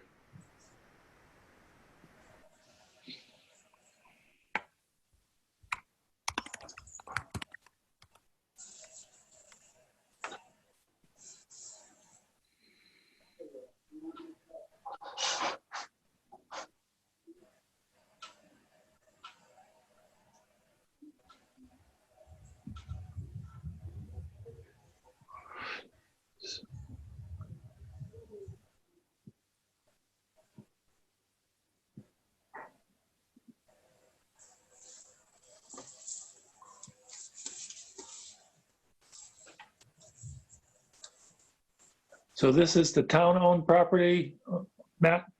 Yeah, this is the am I on mute? No. You hear me? No. Yeah, this is I can the hear. this is the property card. I guess the question is, how can they call it 93 College Highway if it doesn't have frontage?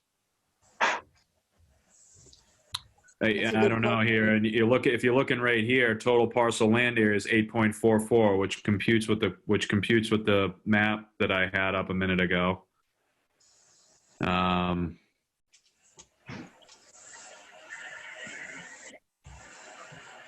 doesn't say on the property card about frontage.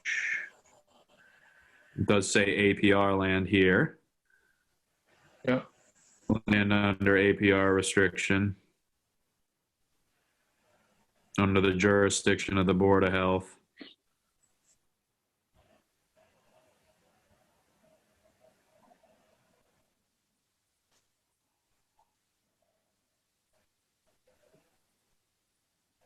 I'm just trying to see if there's anything else in here. Okay, there's nothing else there. Let's see here.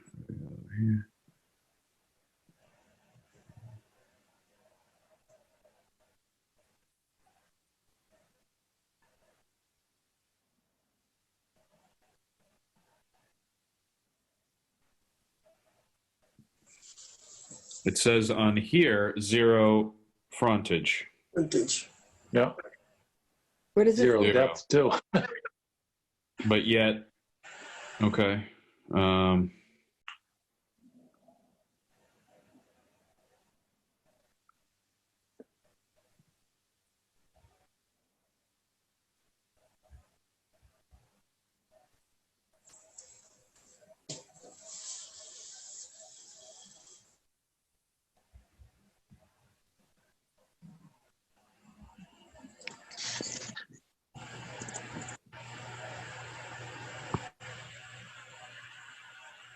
Did Ed, Ed, are you on the call still? He went to get something. Okay. No, my computer's thinking here. I didn't say We have- anything where it said anything about frontage, did you? I mean, look, the map says there's plenty of frontage. This part in here says that there isn't any. I'm not sure what to believe. Where does it say in that document that there's no frontage? Well, right here, which is just the front page. I mean, this looks like it's inputted by a person. I mean, you just scroll down on this, and it just says right here, frontage 0. But here's the thing: like, you look at this map, and there's literally like 700 feet of frontage right here. Okay, well, it looks like Ed just emailed us something, another map. Did you get the email? I will. Hold on. I'm just gonna look at this real quick. Can you pull up the map from Ed's email? Yes. Okay.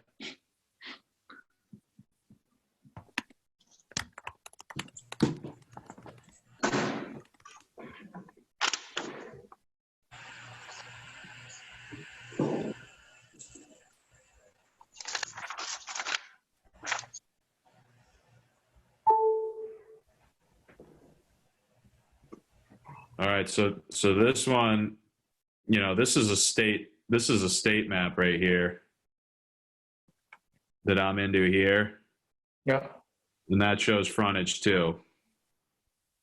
It's showing the same thing. So Ed, I'll bring up your map. Okay. You know, that just listed Chris's family on that map, so I'm not sure how current it is. And then let's see here. What's the orientation? Let's see. Keep going. Okay. Yep. Hold on. Let me flip it. Yeah. Rotate clockwise. Okay, there you go. And that's a whole different setup here. And this is the way that it was done. I think the map was done back in the 90s. This thing has been surveyed umpteen million times by my family and by the Fletchers, I believe both. And Yeah, but all it says right here, and I don't know if you all can read this because of the internet connection. All it says here is proposed farming easement for parcel B and C, which would be this parcel here and this parcel here. Which is the Fletcher's two parcels. And this is the easement that connects the two of them, which would allow them to drive over it. To me, and I'm not trying to be a jerk here, but to me, this just reads that they're allowed to drive over this section of the property to access their others. It doesn't tell me right here that this particular piece, which is all of the frontage, is deeded to the Fletchers in either parcels B or C. It also says proposed too, so. It says proposed, and it says existing 10 feet wide drainage easement, town of Southampton, Massachusetts. And that's this section right here that's pointing over to here. I'm not convinced that I'm not convinced. that goes back to the late 90s when the farm was sold, right around the time I'm thinking when the farm was sold. And so since then, there's certainly been, I mean, to my knowledge, A, B, and C are all, I'm sorry, C and B are both Fletcher's property, as well as this side frontage there that you're calling frontage on College Highway belongs to Fletcher's. There's nobody else that owns it. It just looks like an easement to me, Chris, over land that's otherwise owned by the town. Okay, but let's say the Fletchers bought it. There's got to be a deed somewhere that shows when they bought it and the area that they purchased. So that should be easy to track down, right? Well, the other interesting part that's worth just pointing out is that it's saying right here, it says see detail A, which is inside of this area. Like, where is this is detail A. That's detail A to your left, yeah. And so detail A says it's not to scale, but it just says proposed farming easement. Right. And I believe that word, it says proposed farming easement for something B and C. But an easement is not ownership. An easement is just access. Yeah. Yeah, an easement isn't ownership, you're right. So if that's just an easement, then the town owns the frontage still. But again, like I said, if they purchase the property, there's got to be a deed somewhere on registered, right? So it's just a matter of finding that. I'm sorry to make this more complicated, but that would be Fletcher's on the line by any chance? What's that? Are the Fletchers on the meeting by any chance? Yeah, that's actually what I was just going to do. Can we actually remove the map now and Yes. go back to the, okay, thank you. Yeah. Cheryl, I don't know, you're muted. I don't know if you're on the line. If you have video capability, do you? Yeah, I'm here. She's here, we can see Can her. you hear me? Can you hear me? Yeah, Cheryl, so the question is, Yes. yeah, I can hear you. Yeah, Okay. did you hear the conversation? I You know, did. we have a couple of maps. One- Yeah. Yeah, so can you shed some light on the frontage issue? I don't know, and it's going to sound dumb, and I was trying to call Bob, but he's at the barn. Truthfully, we were never told that it was landlocked. So when we have always farmed that front strip along Route 10, and that was part of the farming easement. Matt's right. If you read the easement, we're responsible for the care and maintenance of that, and that's where all that erosion is. But we were always told that right below, and I'm sorry, I should know this stuff by heart, right below the drive from where the line is for Hackworth's down to the pipe that runs under 10 was access, and Chris, you correct me if I'm wrong, the access to that 8 acres. So there is a little strip, but the argument was always, does the town own that front parcel? Do we own that front parcel? It's the farming easement on that front parcel. So we've always taken care of it. And we've never been told that it was landlocked, only until maybe the last year that, you know, there's minimal access points, but certainly on the front.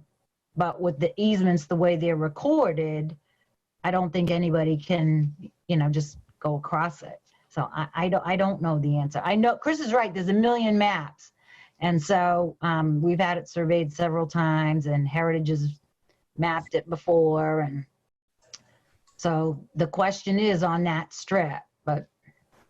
Okay, so you have an easement, but you didn't purchase that. Is that correct? The easement, when we purchased the farm and that Right. 8 acres was subdivided so that we could purchase it, that easement came with it. With it. Right, so you have an easement, but you don't own the property. So if somebody bought the property, they still have egress from College Highway, even though they've got to keep your easement that you can use it, they could still get there from College Highway. We were under the impression, I believe, from what people were saying, is that you bought that strip of land, but it doesn't seem that way. Is that correct? Because there would be a deed out there that would be able to show that. Correct. So there is an easement. So that's a whole different scenario. In terms of accessing that land, it's Right. It's not landlocked anymore. Right? Got an unbelievable amount of frontage. I mean, you know, whether that's unfortunate or fortunate, I'm not really sure, but it seems clear that it has over 700 feet of frontage. it's the sinkhole. Yeah. Well, yeah. Yeah. Yeah, no, I was certainly always under the impression that when the farm was sold, that land, that strip of land was part of the whole farm property that was sold. But maybe not. There are newer maps than the one that was just put up was from when the sale of the property went through. But as far as the Tig and Bond map, if that's the tax map, I've never seen that map before. So, and unfortunately, Bob's not here he would know the line better than I do. So, but we had never been told that it was landlocked from the front of 10. So we always thought it was just a small triangle piece at the end of the gully. Well, it seems as if a little bit more work has to happen just in terms of getting the deed, like John said, and also to see, you know, what is the most current map and what is the current status of the easement. Ed, is that something that the assessors would have a copy of? I actually may have a copy of the deed. Hang on. And the easement is, you can pull up on Registry of Deeds, you can pull all that up too. Okay. Well, the easement, the easement I think is clear. It's just that easement doesn't delineate ownership. Right.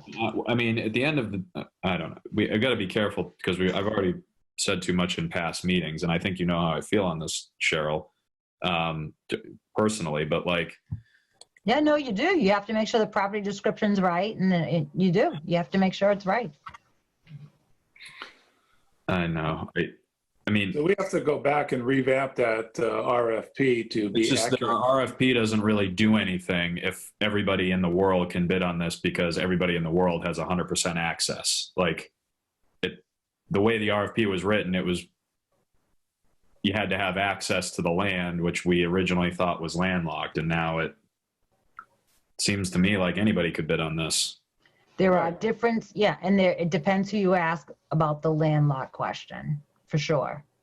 But a deed is going to prove that. And, you know, if there's no deed, and it sounds like you don't feel that there's a deed, Cheryl, it was just a right of way.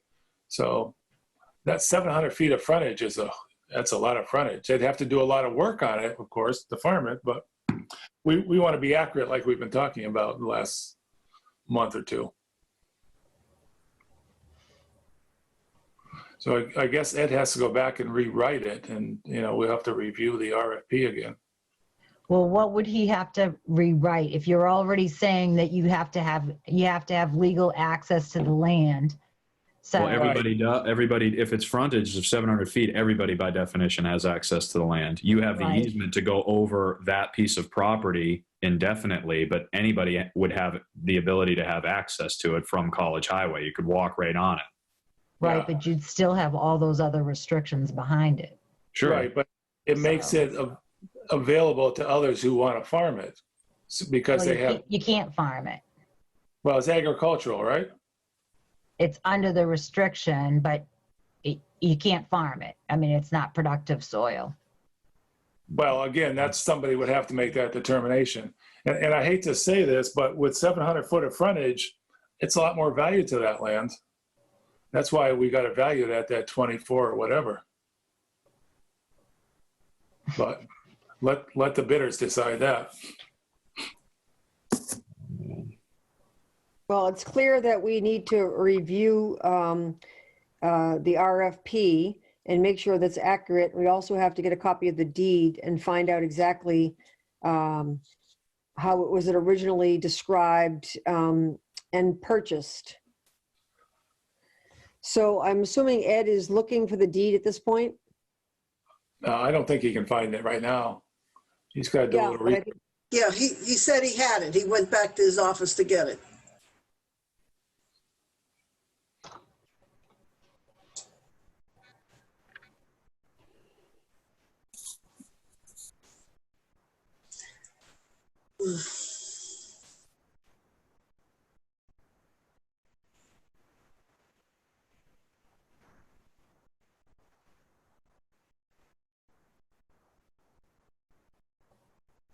Where'd John go?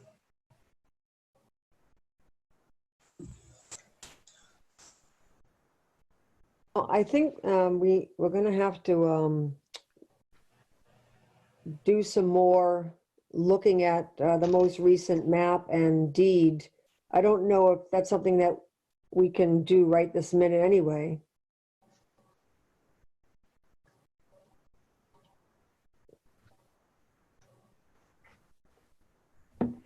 Does anybody else have anything they want to say about the this particular agenda item or discussion? I just think we need to iron this out because there's more current maps show this as having all this frontage. You know, Muni Mapper Yeah. is a state thing. The tax maps of Southampton have it. I mean, I'm and then even honestly, this map from 1990, which I think has been superseded multiple times by those other maps, doesn't indicate.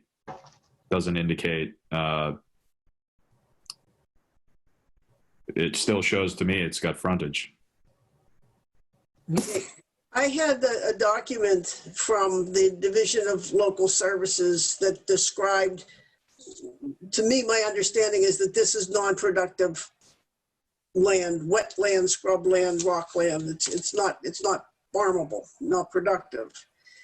And this was done by the state in this it's assigning a value per acre of properties that are in different types, in different conditions. And I sent it on to Ed. I can send it all on to the rest of you if you want to take a look at it. Yeah, I saw that also to Francine. Okay. Well, we obviously me have see some if I can- questions that need to be answered. And I don't know if, I feel like we probably should move on a little bit. We obviously have to get a copy of the deed. The easement was created at the time of the sale, correct? Am I correct about that? Yeah. Yes. Yeah. So I think that we just have to revise the RFP to make it accurate, and we need to find out about the actual frontage. And what was the year, Cheryl, that the farm was purchased? 95. 95, okay. And as far as you know, the most recent survey of the property was when?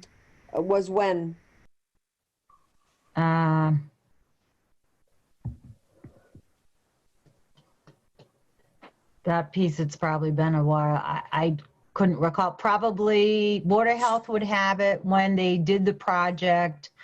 So that when they did the cleanup project, so early 2000, whenever they did the tire cleanup, there's got to be some maps in the files with Board of Health, because they had to go in and we might actually have some of that, but I'm not going to have it easily accessible. So I think Okay. Heritage did all the surveying for that too. Okay. All right. Well, then we just have to do a little bit more homework here then on the actual property and request for proposals. So is everybody kind of in agreement to move on a little bit? Yeah, do you want to jump down? We can do the warrants. Yeah, why don't we do that? That's easy. It's already kind of laid out. Go ahead, Francine. Okay. Thank you, Cheryl. Yep, you're welcome. Okay, warrant PD 20-42 for $54,056.71 for payroll deductions. Warrant P 20-44 for $274,258.31 for payroll.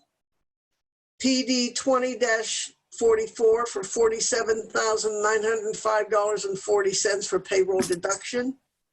PD 20-44A for $202,334.25 payroll deduction warrant.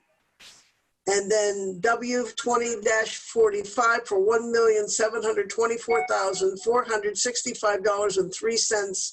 And that's the vendor payment warrant, which includes the quarterly assessment to Hampshire Regional High School. Okay, thank you, Francine. Does anybody have any questions on the warrants?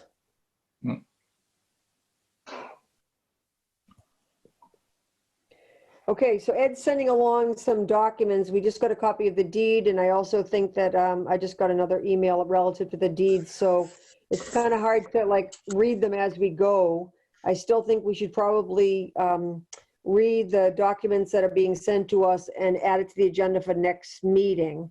Does anybody have any sort of directive for Ed other than to try to find the survey and also give us an opportunity to review the deed? Well, I guess the thing is, does the deed show that there was deeded a property to the Fletchers, or does it show it's just an easement? Do we know that?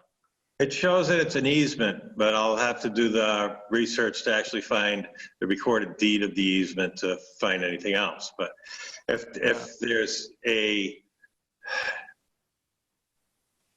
easement, if that's a farming easement there, depending on what it says, specifically to the Fletchers, I can't see anybody else being able to utilize that. One more time on that, Ed? There is, One more. I'm sure there's a farming easement. I just got a copy of the deed here. Subject to a farming easement to Robert S. Fletcher and Cheryl A. Fletcher, dated March 10th, 1995, and recorded in Hampshire County Registry of Deeds. So there's a farming easement. And then there is, as Cheryl mentioned, I think, the drainage easement to the town. Right. So a farming easement would allow them to get from parcel B to C to do farming, which is, I think, what Cheryl said, which makes sense.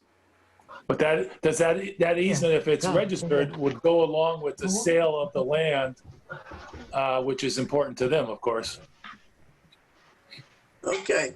Yeah, the Okay, we easement would got- go along with the sale, but the ownership still lies with the Southampton.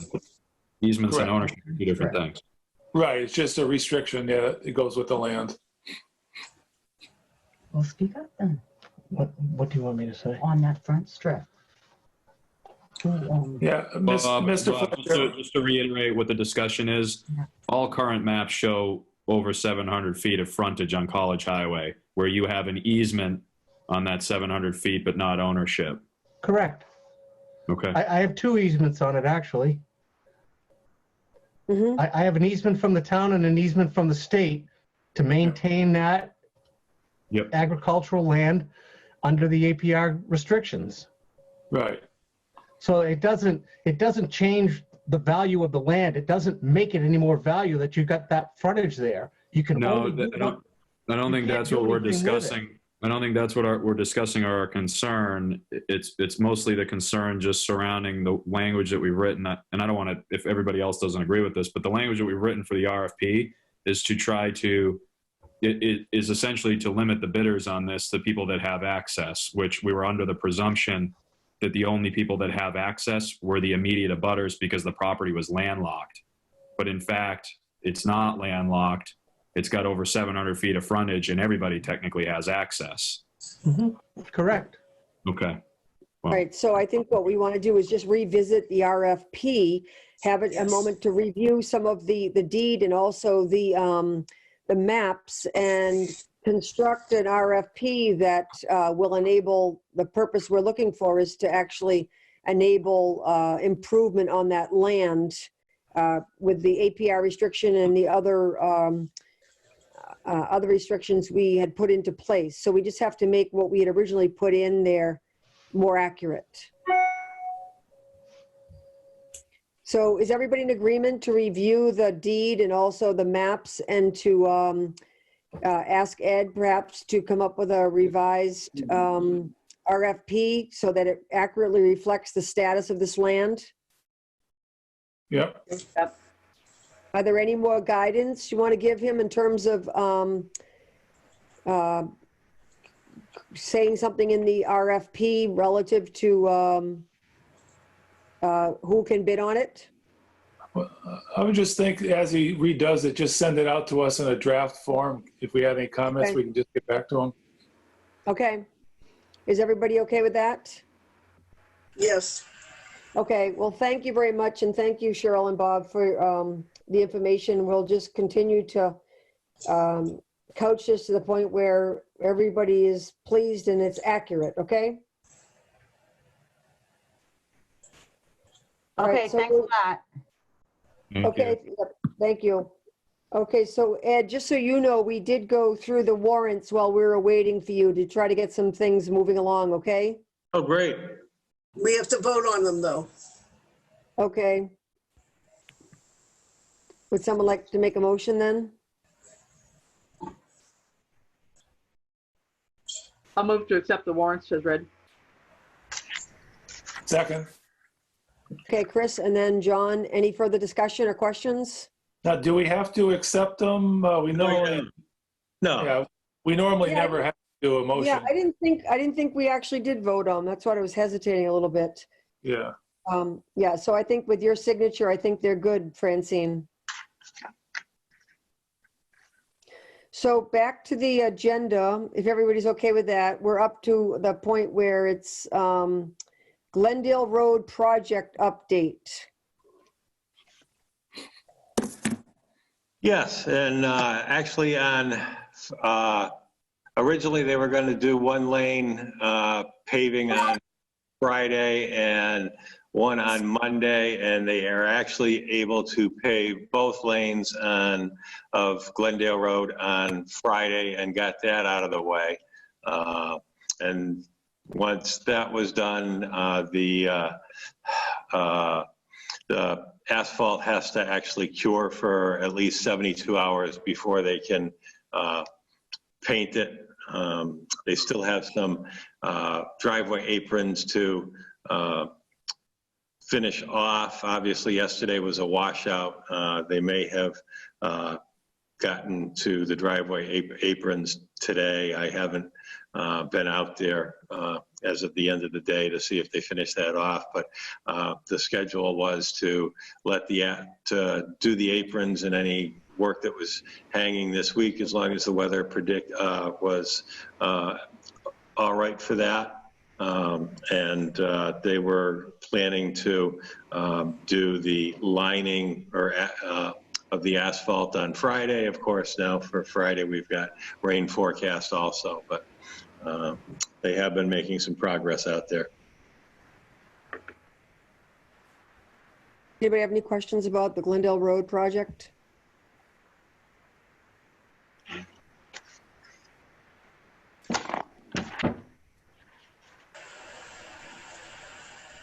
Okay, so I guess we can move on then if nobody has any questions about that. It's good to be seeing it moving along. I had asked to put on the extended accident and sickness insurance on the agenda for a couple of reasons. One is because it came up again in the Council on Aging meeting because of, you know, they had somebody who was using the short term, and it really impacts the individual budgets, and that was the whole point in looking into having a policy for the town. But the other reason was because I was reminded by a member that back when she was on the PQB over 4 years ago, this was being discussed. So it made me feel like we continue to talk about it, but don't move things as far along as we should. So we had a presentation, and I'm just wondering what we had decided was next steps. Well, what we decided was put a RFP together, request for proposals to send out. And I was going to work with Ed on that, but then we got this COVID come up, and I didn't bother him with that. So if you want me to put it back in there, I'll be glad to rework on it and sit down with Ed. Yeah, that would be great. I mean, at least, you know, if it can't happen like immediately, to just be able to keep that moving forward, because I do think that it's such a hard hit to any department, and it would be good to look at options. Anybody else want to comment on that? I'm glad to. Got it on my list. Okay, good. And I'm just going to stick it in the... What's that? I'm just going to stick it in the back of the select board minds again, that another way to go about this would be to just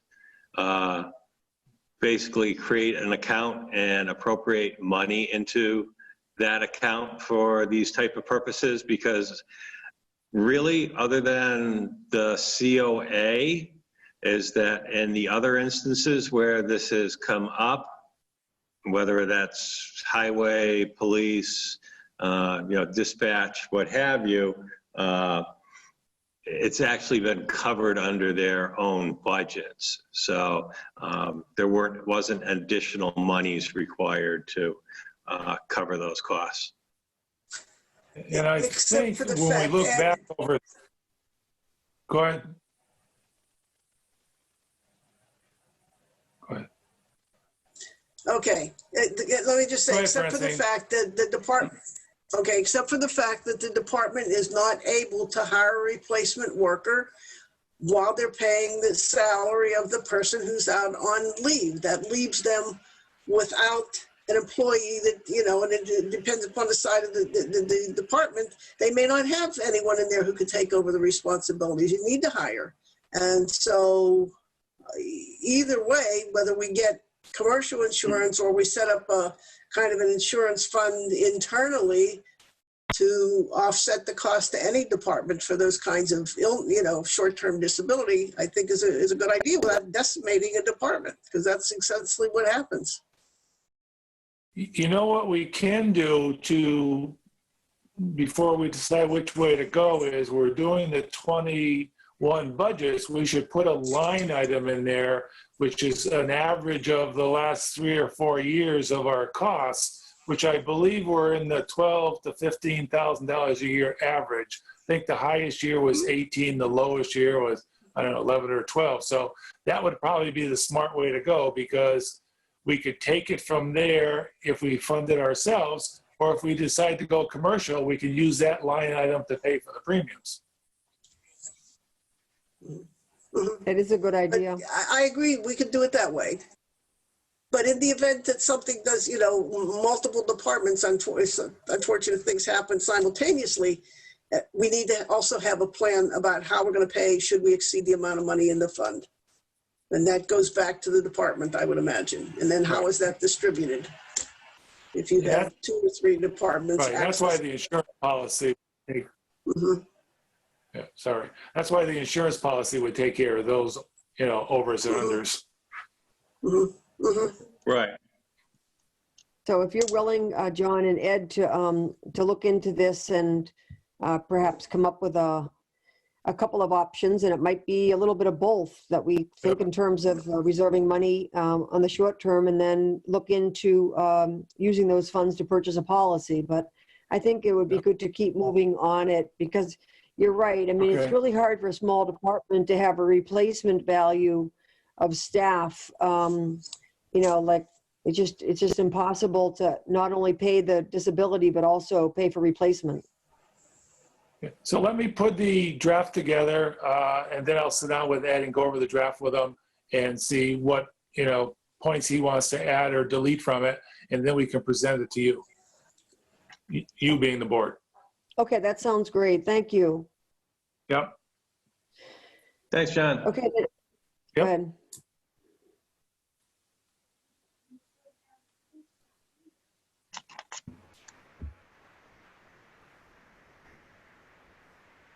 Ed, did you want to say something? No, I just said thanks, John.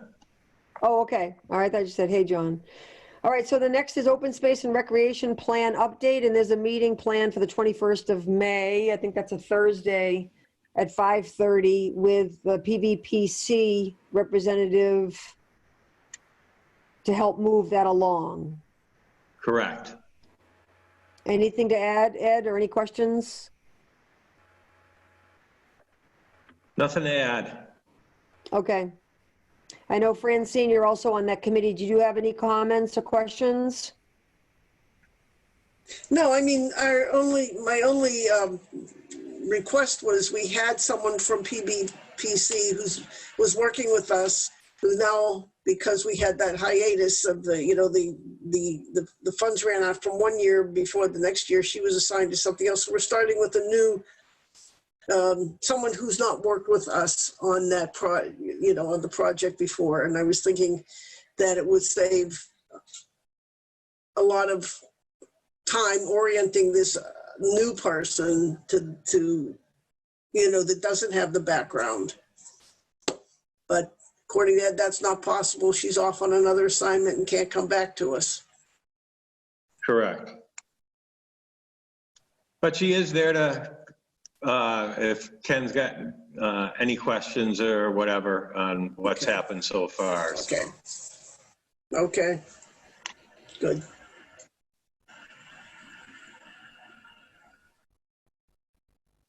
Okay, so that's the 21st, and you'll set up that Zoom meeting, Ed? Actually, Okay, so next, that's going to be is done there any through update? the PVPC account, so they'll set it up. They'll set it up. Okay, good to know, and you'll pass along our contacts. Next is the Route 10 water main replacement. Is there anything happening on the Route 10 bridge?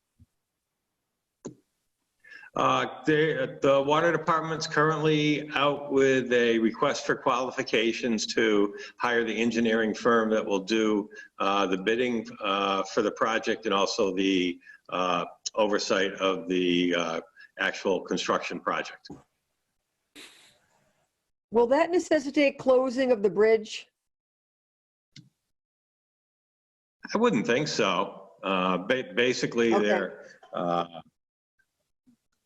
when that bridge was built there, and I forget what the technical term is, but there are bays on the bridge that utilities such as the water main can go into.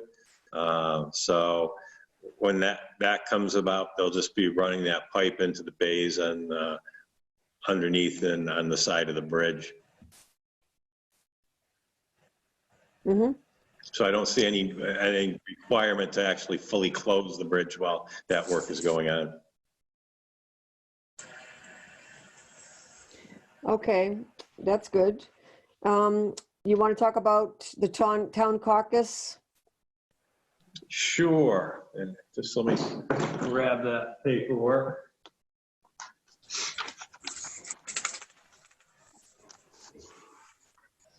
And KP Law had drafted a special act for us that would basically cancel the caucus for this particular year.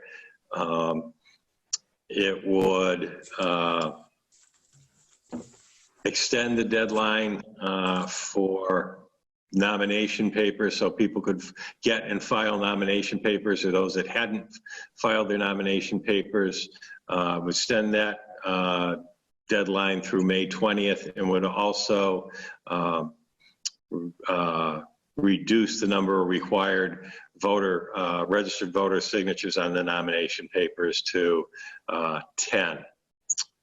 And there were some other items that KP had drafted into that special act that were kind of a bonus. They had added that if the town election couldn't happen by June 30th, that it could be extended as far out as August 31st, 2020.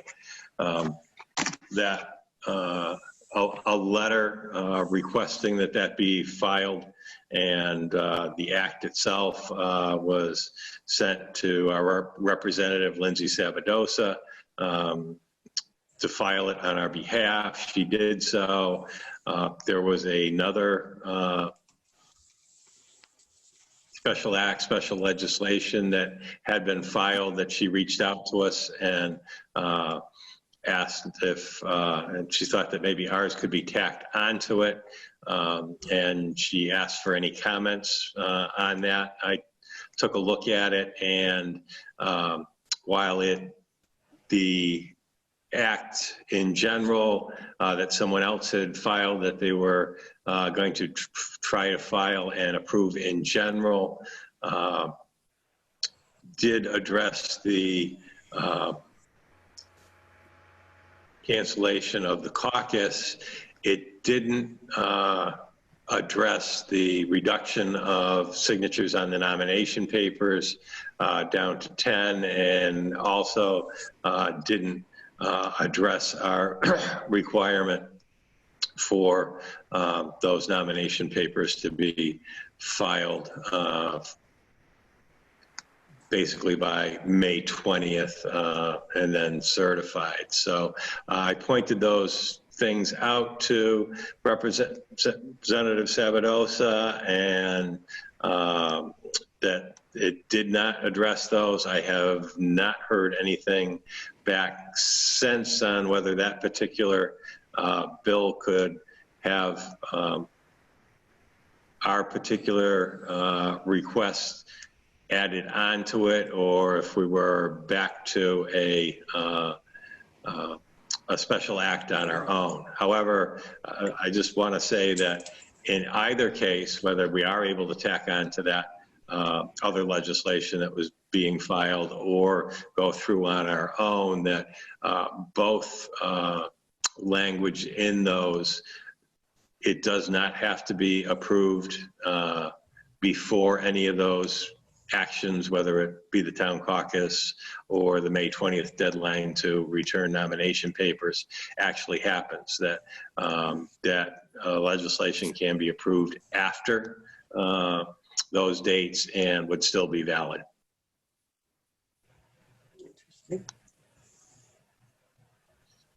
So if I heard you correctly, right now, our language isn't in its entirety, and that there hasn't been, we haven't gotten confirmation back yet about the dates and the numbers of signatures, but we could actually have it be approved after the 20th of May with a reduction of numbers of signatures, and it would still be valid? That is correct. Doesn't make a lot of sense, but Yeah. Well, they are doing special things that wouldn't normally happen because they know that both towns and cities, and in this particular case, because we're dealing with caucuses, it's towns are in a difficult position, and that it actually takes time to work its way through the legislature and then be approved by the governor's office. So under normal circumstances, you probably would never see anything like that happening, but under these circumstances where they're dealing with elections and the very tight timelines, they are fully understanding of those. Okay. So is there anything that's been approved at this point? No, it'll all get approved at once. They won't get approved partially. Okay. So that what we anticipate getting approved or hope is cancel the caucus, May 20th for signatures, only 10 needed, and we up until August 31st for an election if needed. Correct. Okay. Any questions? Okay, the next agenda item then is the, actually under new business, and the first one is the COVID update. Yeah.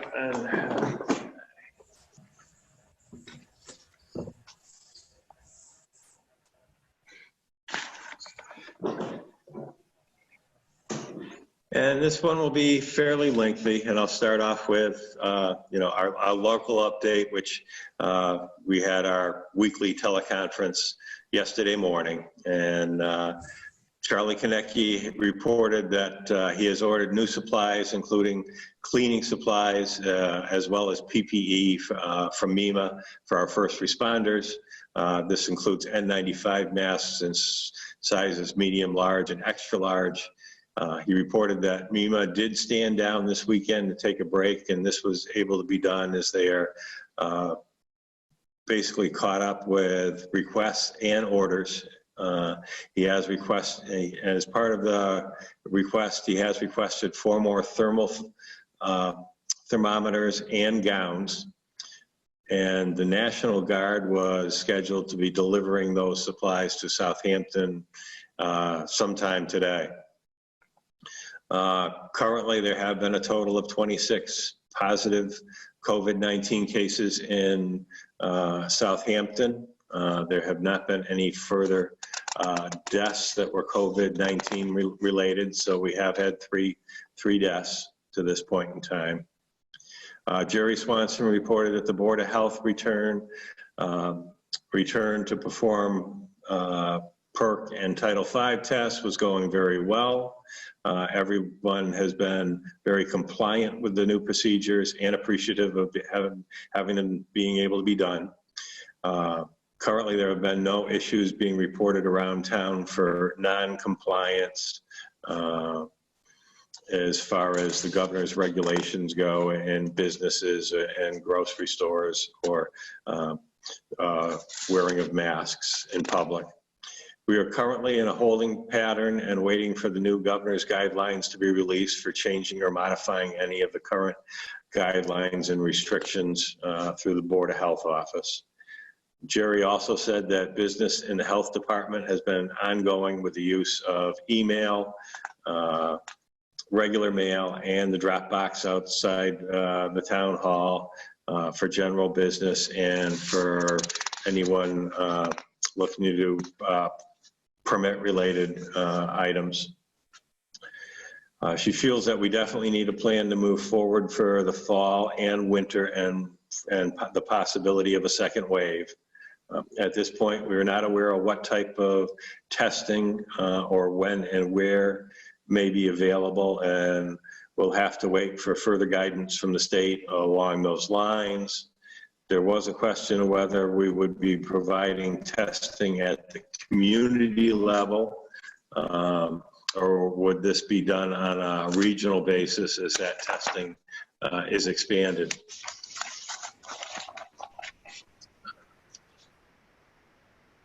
And for next Tuesday, May 19th, and was it possible for special hours for seniors or those with health issues? Jerry had said that she has been working with Lucy Dalton on safe conditions for the state special election, as well as Charlie and the police, the fire department, and the town administrator. Rini also asked if there were any issues of people not wearing masks around town. Jerry wasn't aware of any in the businesses, but also reminded that individuals with health issues that were not required to wear masks or face coverings due to those health issues. I brought up an issue that had been brought to my attention, which occurred over the weekend at the transfer station, and Jerry has worked with Randall to help provide guidance for the transfer station for any instances like that going forward. John Workman reported he is waiting for an order of half masks and fill. They have still been utilizing the N95 masks that Charlie has been able to get through MEMA. There was a fire on Cottage Avenue over the weekend. Significant damage was done to the home. One person was taken to the hospital for smoke inhalation. 2 engines were in service at that fire, and mutual aid was received from Westfield, Easthampton, and Holyoke on that call. Chief also reported that COVID-19 ambulance calls are down. Ian Illingsworth reported that the police department is stable with the police officers, and police officers and dispatchers are healthy. The police department is not seeing any uptick in any type of calls that are COVID-19 related. Rini asked how the case tracing was going, and Jerry responded that it was going well, and that Southampton was not paying for that service, that it was offered to us by the town of South Hadley without charge. Jerry also explained that any additional costs for COVID-19 for the health department so far would be related to additional hours for either herself or Nicole in relation to responses or reporting. She explained that there is additional time required as an addition to complaints on businesses, things like the bike trail, even though most of it is in Easthampton, have to be monitored since it has been opened back up. And there was additional conversation regarding when it might be appropriate to open the Southampton parks again, but leave apparatus such as playground equipment as restricted and not able to be used. On the state front, the governor did announce the other day that the plan for reopening would be a 4-phase plan, as has been utilized or started in some of the other states. Phase 1 will be a start with limited industries resuming operations and with severe restrictions. Phase 2 will be cautious. Additional industries resume operations with restrictions and capacity limits. Phase 3 will be vigilant. Additional industries resume operations with guidance. And Phase 4 will be the new normal, development of development of vaccine and or therapy enables resumption of that new normal. And he did state that traditionally each of these 4 phases is about 4 weeks long with each phase before you move into the next phase. And they did also caution that at any point in time, if saw an uptick in positive COVID-19 cases, that it would be the possibility to actually take a step back by a phase or 2, depending on what they were seeing, or if, you know, a second wave comes along, of how strong that curve is in the second wave.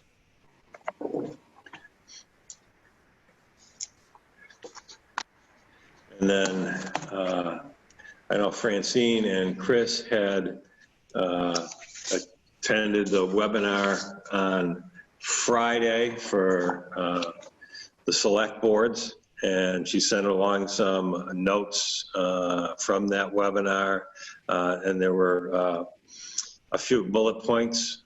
Elections and town meetings, municipal elections postponed until 6/1 to 6/30. Looking at the possibility of voting by mail. State aid may be available to conduct safe in-person elections. Annual town meetings after 6/30, as has already been stated, would result in a 1/12 fiscal year 21 budget, which the select board could request of the Department of Revenue, and the commissioner would have to approve that to put it into effect. There is pending legislation, which as of yet has not been approved, to reduce the size of town meeting quorums to 10% of current town requirements. Annual town meetings may be delayed beyond 6/30. As we've talked about, annual town meetings can be held at other locations, towns to permit greater physical separation of participant. Annual town meetings must follow distancing requirements. It's one of the issues for a lot of communities is how do you hold a town meeting and still maintain 6-foot distance between people in the facilities that you may have. So they have opened it up. So if a community was restricted by those, they could look at having it in a neighboring community. They did note that the state primary, which will be held on September 1st, may be by mail-in rather than done in a physical presence. On budget, select boards authorized to adopt spending plans, temporary budgets to go into effect after 6/30 until an annual town meeting can be held. Tax due dates extended to June 1st. The DLS is issuing guidelines for the development of spending plans, temporary budgets that may include the ability to use free cash, revolving funds, and undesignated balances. Amortization of fiscal year 20 debt, which means basically deficit spending due to the COVID-19 may be distributed over the next 3 fiscal years. DOR is concerned with the use of stabilization funds for spending plans. State CPA funds are set at this point in time to use an 11.2% match at the state level. On the educational side of things, regional school districts, school committees can adopt a fiscal year 21 spending plan that will trigger assessment that towns are obligated to pay. Fiscal year 20 local education aid payments will be received as expected. The state has basically guaranteed that whether it was Chapter 70 or any state aid that any community, including Southampton, is expecting from the fiscal year 20 cherry sheet would be coming through. Let's see, school committee can waive or change graduation requirements. And there's a prediction that fiscal year 21 school aid will not be significantly impacted by potential budget cuts. State budget, federal aid, match chooses to receive $2.67 billion for COVID expenses from the federal government. The state revenue is currently down $2.3 billion or 54% in fiscal year 20. State fiscal year 21 budget will be delayed. Revenue shortfall of between $4 and $6 billion is expected. Mass has $3.5 billion in rainy day funds to help mitigate some of those losses. Massachusetts is part of a national effort to get $250 billion in federal dollars to aid cities and towns. And there's no solid information on availability of federal funding for testing at this particular time. And let's see. Francine had mentioned about some of the bulletins that went along with that conference that DOR had sent out concerning the deficit spending and letting it be amortized over 3 different fiscal years. Let's see, and that DOR would allow the appropriation of certified free cash that was on the books and remaining from the July 1st, 2019 certified free cash, and also retained earnings to be utilized after June 30th, 2020. So that can be utilized if need be, if a budget has not been approved. And then just wanted to get into some of the state budget, state aid, whether you say predictions, analysis, what have you. The state had originally come out and said that state aid may be reduced by an average of about 14% for fiscal year 21. During that MMA briefing on Friday, they did do some general history, and they said in the Great Recession, which was 2008, state revenue dropped by 10% and unrestricted aid was cut to communities by more than 25%. Yet educational aid, Chapter 70, was not cut as deeply due to federal stimulus aid, which came through as the ARRA funds. It's still some question, or I should say the big question is whether federal government will provide new stabilization aid to support local government, which could be passed through for fiscal year 21 state aid. But I just did some quick calculations, and with our small town administrator listserv, some of the managers and administrators have been, talking and sharing, what they're thinking of predictions might be for fiscal year 21 local state aid, and some of them are actually utilizing anywhere from a probably 2 to 14% reduction in Chapter 70 school aid, local school aid, in their thought analysis. Some are using anywhere from a 15 to all the way up to 50% reduction in unrestricted government aid to communities on that level. And I just threw together some quick calculations as I've been looking at these from what our predicted fiscal year 20 state aid would be. And if, for example, Chapter 70 aid on the local level, which would be the one for that we utilize for Norris School, were reduced by 5% from the fiscal year 20 level, that would amount to a $127,000 reduction over what were received in fiscal year 20. On the unrestricted government aid, if they reduced that by 15% to communities, that would be about $100,000 reduction to Southampton for fiscal year 21. And if it was as high as 25%, that would be $170,000 of reduction for fiscal year 21 over what we received in fiscal year 20.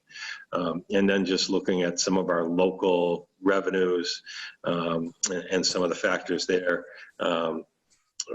we possibly could lose about another $25,000 in our local revenues.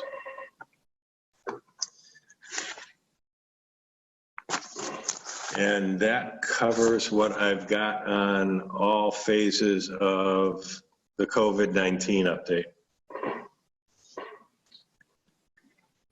Well, that was a depressing note to end the report. Thank you, Ed, though, for all the information. What kind You're of welcome. questions? What kind of questions do people have? So I was just taking some notes of the expected reductions, and it could be to the town a total of about $250,000. Is that right, Ed? It's possible, yes. I mean, that's one of the percentages that he outlined. Yeah, It could The be highest worse. one. yeah. At this point, it's a giant guessing game as far as that goes. So, you know, like I say, I did not go as high as 50% reduction in unrestricted aid. I gauged it between 15 and 25%. That was, like I say, anywhere from $100,000 to $170,000 on unrestricted aid, which we can use anywhere. A 5% reduction in the Chapter 70 local aid came up to about $169,000 reduction. You know, would it be? You know, I have a strong feeling that I know that the state legislature will hold Chapter 70 aid more protected than the unrestricted government aid. So, you know, might it be a little bit less than a 5% reduction in the Chapter 70 aid? It's a possibility. Could it be a little bit higher? That's a possibility too. I don't think you're going to see as big as a fluctuation in the variance of the Chapter 70 aid possibilities of reducing that amount as is possible in the unrestricted government aid. I mean, but on the other side of this, just to for the sake, I mean, our state has been running surpluses for years. I mean, we're not one of the states that's necessarily struggling here. I mean, we're not like Connecticut. I mean, on the other side of this is the possibility that there is no reduction, correct? I would say that if I was a gambling person, I will say there is going to be a reduction. Well, you know, what might it be less than those amounts? It's a possibility. I mean, just going back and taking a look at the fact, let's see if I can find it again.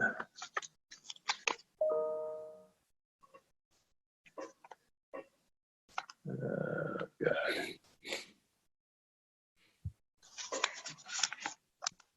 There, I have that one. But basically, the state's rainy day fund is about half the amount of what they are forecasting might be the deficit or loss of revenue at the state level. So are they going, would they use all of that little over $3 billion of rainy day funds all in one shot? I kind of doubt it. I think they'll save some for whether it's the following year or if there's a second wave that comes along that, is worse than the first, wave or what have you. So I do believe that we are going to see a reduction of some level in state aid for fiscal year 21.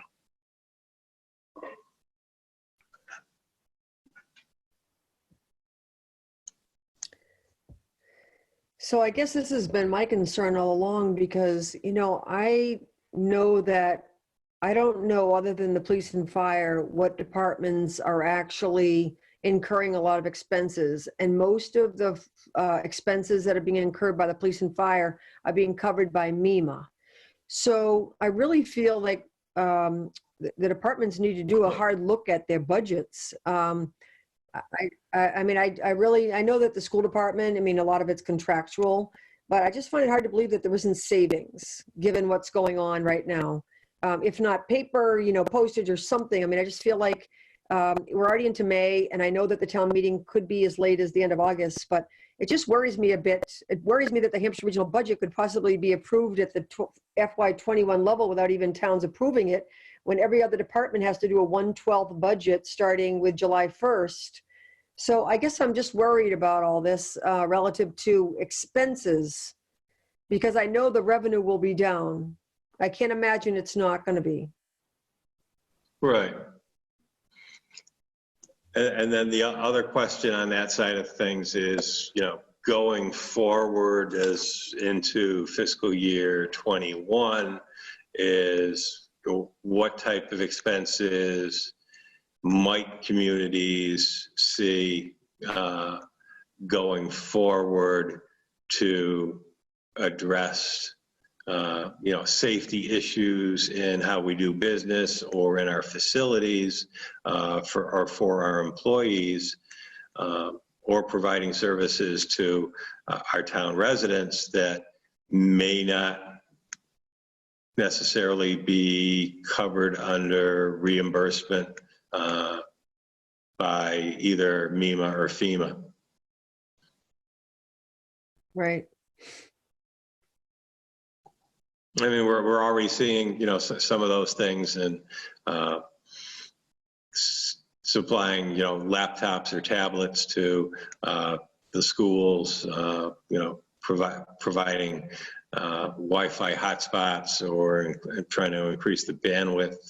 So any remote learning that is being done is being, offered, with the schools. Are they going to have to hire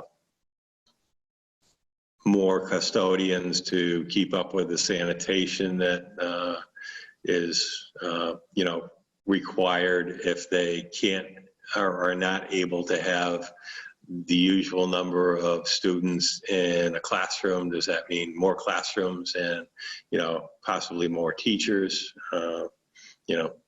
I'm not sure. I mean, even in this building, as I start thinking about opening up again, is okay. Would we need possibly a second part-time custodian to cover all the sanitation needs here in this building? What type of safety precautions might we be either thinking of or will be implementing to make the work environment safer that may not be covered by 75% reimbursement from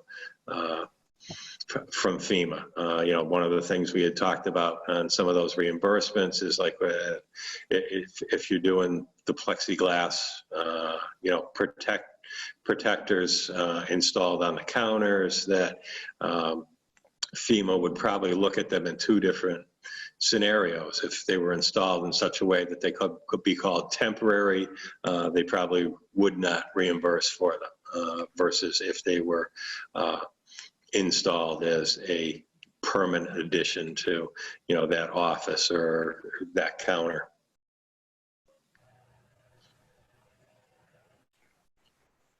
And then again, if it's reimbursable or not, but we know we're going to utilize more cleaning supplies than we usually do. We know we're going to have to utilize a lot more hand sanitizer than we usually might in any of our facilities to keep them safe. Are we going to provide, facial coverings or masks for the employees? And I would assume so. But are we also going to, supply those for anybody that come to the building for an appointment or whatever, or on a normal basis that don't have those masks, just to make it a safer environment?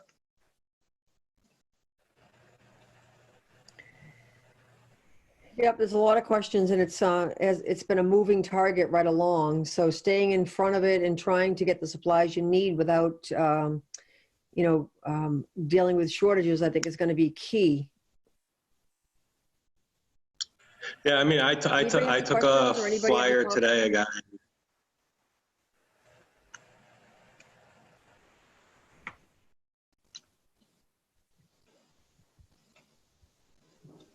I didn't hear you, Ed. Okay. I took a flyer today. One of our regular vendors who we get our paper goods and cleaning supplies for this building from had contacted me and let me know that they just got an order of face masks in. And not exactly sure what our plan will be going forward. I think, you know, we'll be looking to utilize some of those. So I ordered 6 boxes of 50 of the face masks, just in case we needed them for the employees, or if we're going to have to supply them for anyone coming in the building that did not need those. Okay. I think we're also definitely going to need some, we just, at our work, just got some like Virex spray and to wipe down all surfaces. I think that that's definitely something that's going to have to be used throughout the entire building. Yeah, and it sounds like, and we've got a decent supply of that, and we've been making our own too out of alcohol. And it sounds like, at least from what I'm hearing from some of the suppliers and vendors, that that's what we'll be utilizing for a reasonable time going forward. That one of the absolutely most difficult items to procure out there currently is disinfectant wipes. That they've been prioritized, and they're mostly being shipped directly to hospitals right from the manufacturers.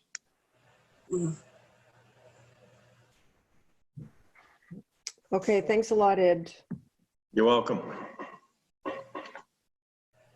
We had building commissioner job posting update. Did we already cover all that needs to happen with that? Yeah, and just remind you, it has been posted. We did, I received an application today that was delivered personally to me. So that word is getting out there, and the posting seems to be working. Good. Any questions about that? Okay, then next is the first of a number probably of departmental transfers on the budget. Did everybody get a copy of that? I think it was $47,877.17.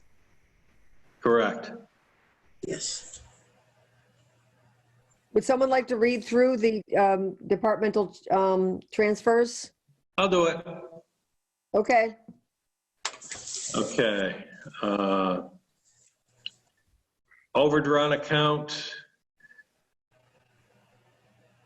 015-210.113, police chief salary amount $277.17. Source of funds 015-210.115, police wages $277.17. This was due to the increase in the police chief's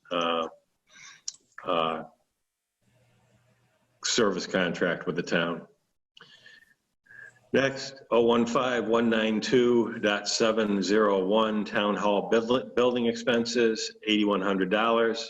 Source of funds, 015-122.708, certification stipends, $2,000. 015-192.411, gas and electric town hall, $2,000. 015-424.200, street lighting, $2,000. And 015-161.114, town clerk assistant wages, $2,100. And as you may recall, a couple meetings ago, I let you know that expense account was going to be expended this year due to about $3,200 in boiler repair that we had done probably about 6 weeks ago or so. And also we had a roof leak around one of the HVAC towers that needed to get addressed. And I'd have to go back and look, but I believe that was about $1,700 or $1,800 worth of cost to have that repaired. The next one is 015-215.115 communication wages. Be underfunded by $20,000. Source of funds 015-210.115 police wages $20,000, and this was due to the transfer was due to the retroactivity for the wages for the dispatchers for the new collective bargaining agreement, and it was retroactive to both fiscal year 19 and fiscal year 20. Next account is 015-422.701 road machinery maintenance, $17,000. Source of funds 015-423.115 winter road wages, $17,000. As you are aware, we've been repairing. We don't have a mechanic, so we've been doing the repairs we can in-house with the staff we have, but having to send some of those repairs out. So that's why that one, that account has been it will be overdrawn for this year for what was budgeted. The next account is 015-241.701 building inspector alternate, $2,000. Source of funds 015-241.113 building inspector salary, $2,000. With the utilization of the alternate building inspectors to do the inspections until we hire a new building commissioner. Those funds are taken from a different account than the building inspector salary is. So we're transferring some funds from the building inspector salary, which some of it will not be utilized through the end of June, to be able to fund those alternate building inspectors when they do inspections. And they get $40 for each inspection they do. And then lastly, 015-195.700 town report, $500. Source of funds 015-129.700 administration expenses, $500. Thank you, Ed. People have any questions about the transfers? No.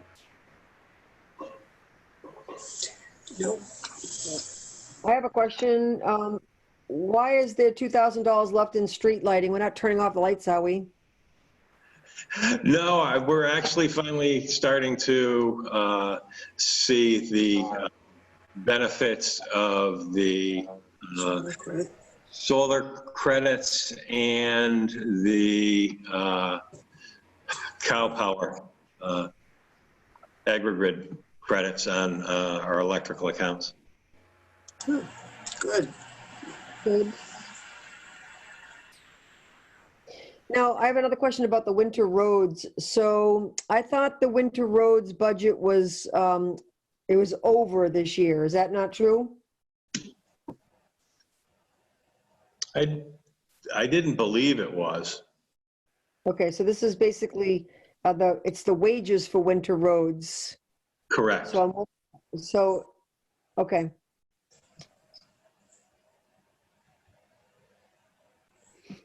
And we've been, don't forget, we've also been down manpower, so that plays into this Right. also.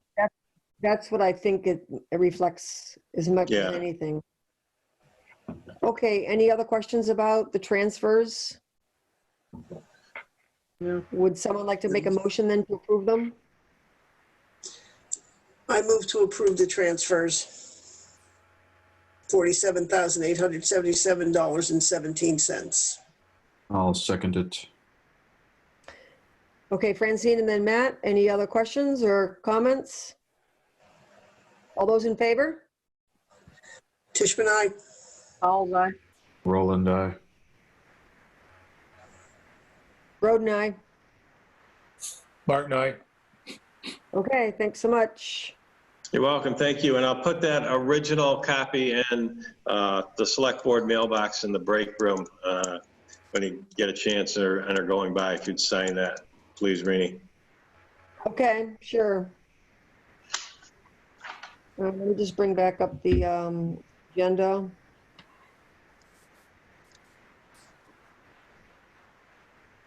Yeah, so the next item is actually select board and communication. I had actually put that on there because I just wanted to make a comment about that and just see if people are feeling the same way that I was about it.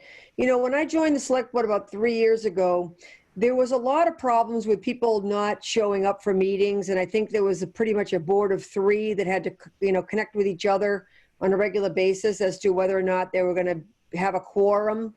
And I just wanted to say that, you know, the select board reports and also the attendance of the board.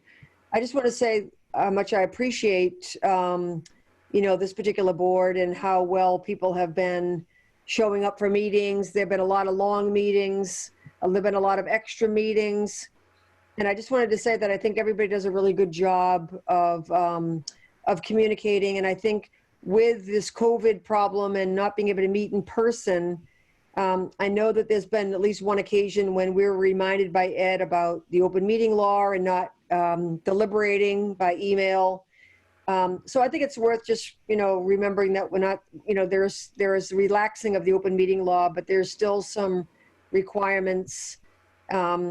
And it's harder now because of the COVID, and we are communicating more by email and by technology. But I still think everybody's doing a really good job. And I think that I also found that there was a lot of communicating outside of meetings. And I just don't feel like that's happening as much when people want to, you know, speak on behalf of the board. They usually come to the board to ask for permission to work on this or contact this person. So anyway, I just wanted to say that I appreciate all that. Anybody else have a comment about that? Totally agree. Thanks for saying that. Yeah, appreciate it. Thank you. Yeah. Okay, any other necessary business that can't wait until the May 26th regular select board meeting? I think we've covered a lot of ground here. There aren't any PCFs and license. There is a one-day wine and malt Lynn Coffee, Conan Park Pavilion graduation party on the 7th. A little, it says conditional. Go ahead.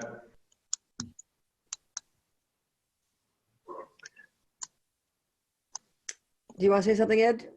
Yeah, and because we don't know when the parks will open up again, or, you know, pavilion be available. You know, Lynn has reserved it, has applied for the one-day wine and malt. You know, she did ask if, you know, the money would be refunded if the graduation party was not able to happen, you know, because of gathering size or the fact the park isn't opened up again or whatever. Everything is in order. What I might suggest that the select board do is approve it, you know, conditionally as long as it is able to be held, you know, with the park being open, the pavilion being able to be utilized, and with what may be in place as far as gathering size restrictions. And if it can't be, if it can't not be held as planned, then we would send her our money back. Yeah, that sounds fair to me. Yeah, I'd agree with that.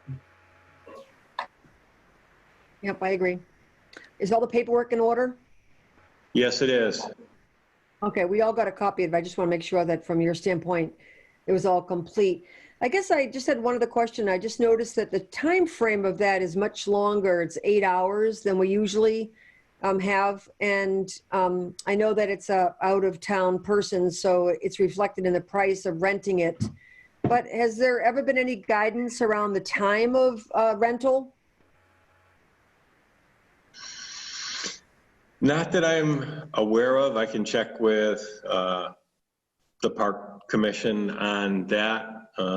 The other thing I was wondering about is I'm not sure, and actually she put kind of 10, but there was 9 o'clock in there too. I'm not sure if there is a time of closure at the park where people are supposed to leave, such as dusk, which would be probably equate closer to 9 o'clock than 10, but I can check with the Park Commission on that. Yeah, I think it's worth it because it does involve the cleaning up and trash removal and things like that. So I think it's worth it. I think that's later than it usually is, and it's also much longer than it usually is. Whose responsibility is it to make certain that if there are some type of, limitation on the number of people, or I don't know how they'd have it if you had to be 6 feet apart, but maybe they could, but whose responsibility is it to monitor that they're complying with what the state is putting out there? Well, probably in this particular case, if the select board approves this conditionally, what I would probably do, rather than having Judy send this right out, is probably hold on to it till closer to the 7th to see what comes out of the state as far as restrictions go, gathering sizes go, or whatever, to see if it's even possible. Yeah. Okay. And who would monitor that? Is, in the event that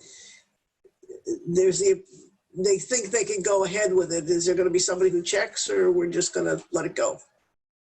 I mean, usually with these, I check with the police chief to make sure that he doesn't have any issues with it. But on the other side is, let's just say, for example, the 10-person gathering limit stayed in place at this particular time, and we didn't send off the wine and malt permit. I think on two fronts is the police department's probably going to notice that there's a party going on there in the pavilion when it's not supposed to be, and even if they hadn't gotten to the point of before they noticed that on their normal patrol, I have an idea that They would check. Well, that someone might call up and say, hey, did you know that there's a party going on in, Conan Park at the pavilion? There seems to be, 50 or more people in there.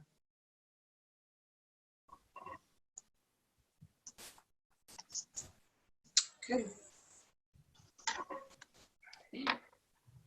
Well, I imagine, we'll have to cross that bridge when we come to it, but I imagine it would be the police. They're the ones that are currently involved with any citation or fine for masks. So, so would somebody like to make a motion to approve this conditionally?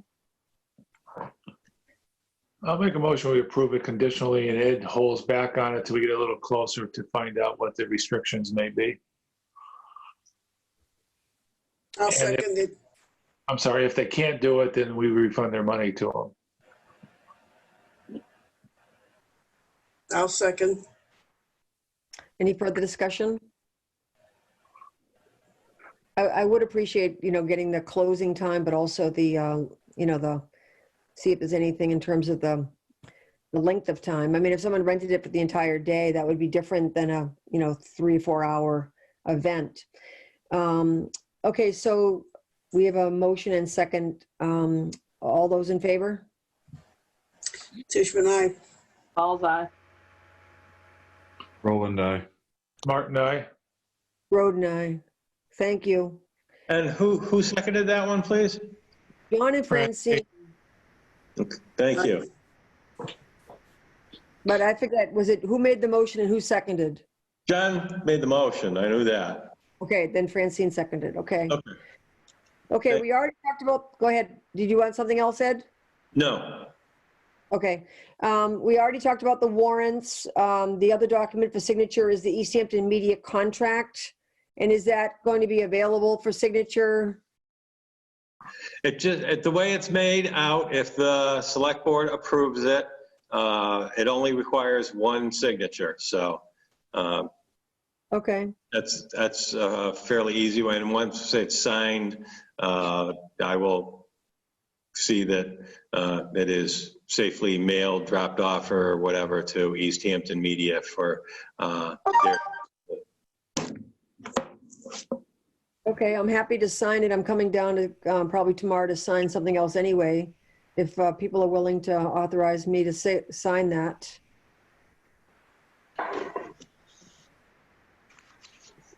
Yeah, I think that would be a good idea. I'd approve that idea. I'll second that. Okay, so Chris, that's in the form of a motion, Chris? Yeah, I move that Rini be designated to sign the Easthampton Media contract on our behalf. Yeah. And the board's approving it? Well, Francine just seconded it, so any further questions or comments? If not, then let's vote. Tishman, aye. Fowles, aye. Martin, aye. Roland, aye. And Groden, aye. Thanks. And it's a little late now after your vote, but I will let you know that Jen Ramsey did let me know that she had gone through it and reviewed it and said that, yes, all the agreed upon changes had been made in it. The only thing she did change with coming back is she did update the president's name to Erica Floyd. Okay, Or Flood, excuse me, Erica Flood. So that was the only last minute change. okay. We have to continue to move on the whole equipment issue with the Easthampton Media also.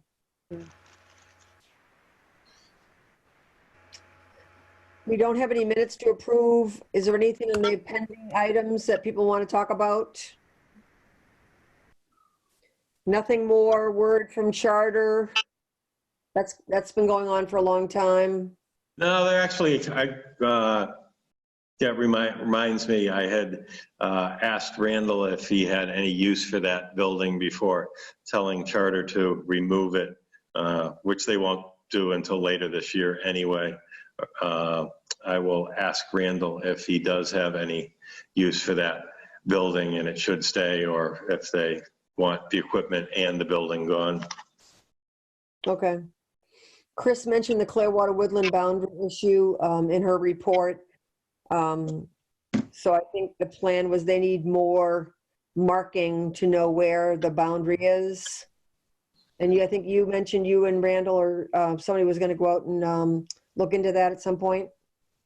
At least myself, and I will try to enlist Randall so that I don't get lost out there on my own. But I'm hoping that the ground will dry up a little bit first before we do go out there. I would advise that. I went for a walk there Mother's Day and it's very wet. Yeah, there are definitely spots that are still very, very moist this spring. Yeah. It's still very pretty though, I'll tell you. So we have a select board meeting on the 26th of May.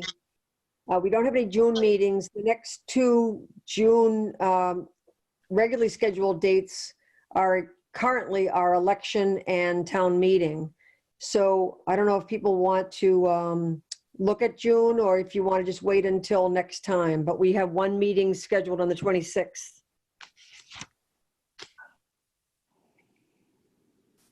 I'm okay with waiting. Okay. Yeah, me too. Yeah. Okay, Just we'll wait. probably have a better idea very soon anyway. Mhm.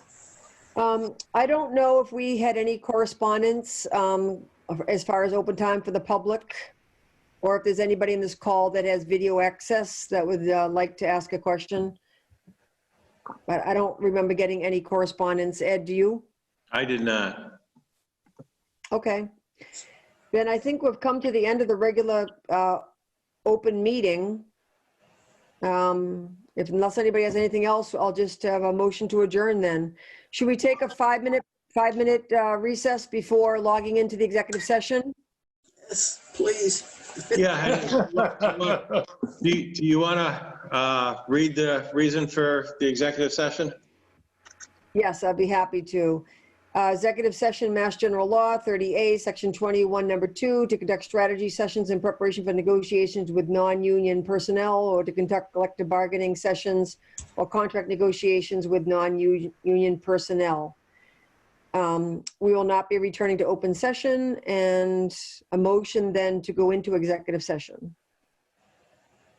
I'll make a motion, we go into executive session. Second.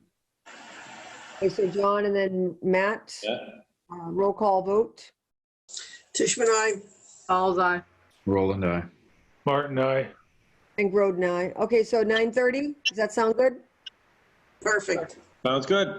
All right, Yep. see you soon. Bye-bye. Good Bye. night.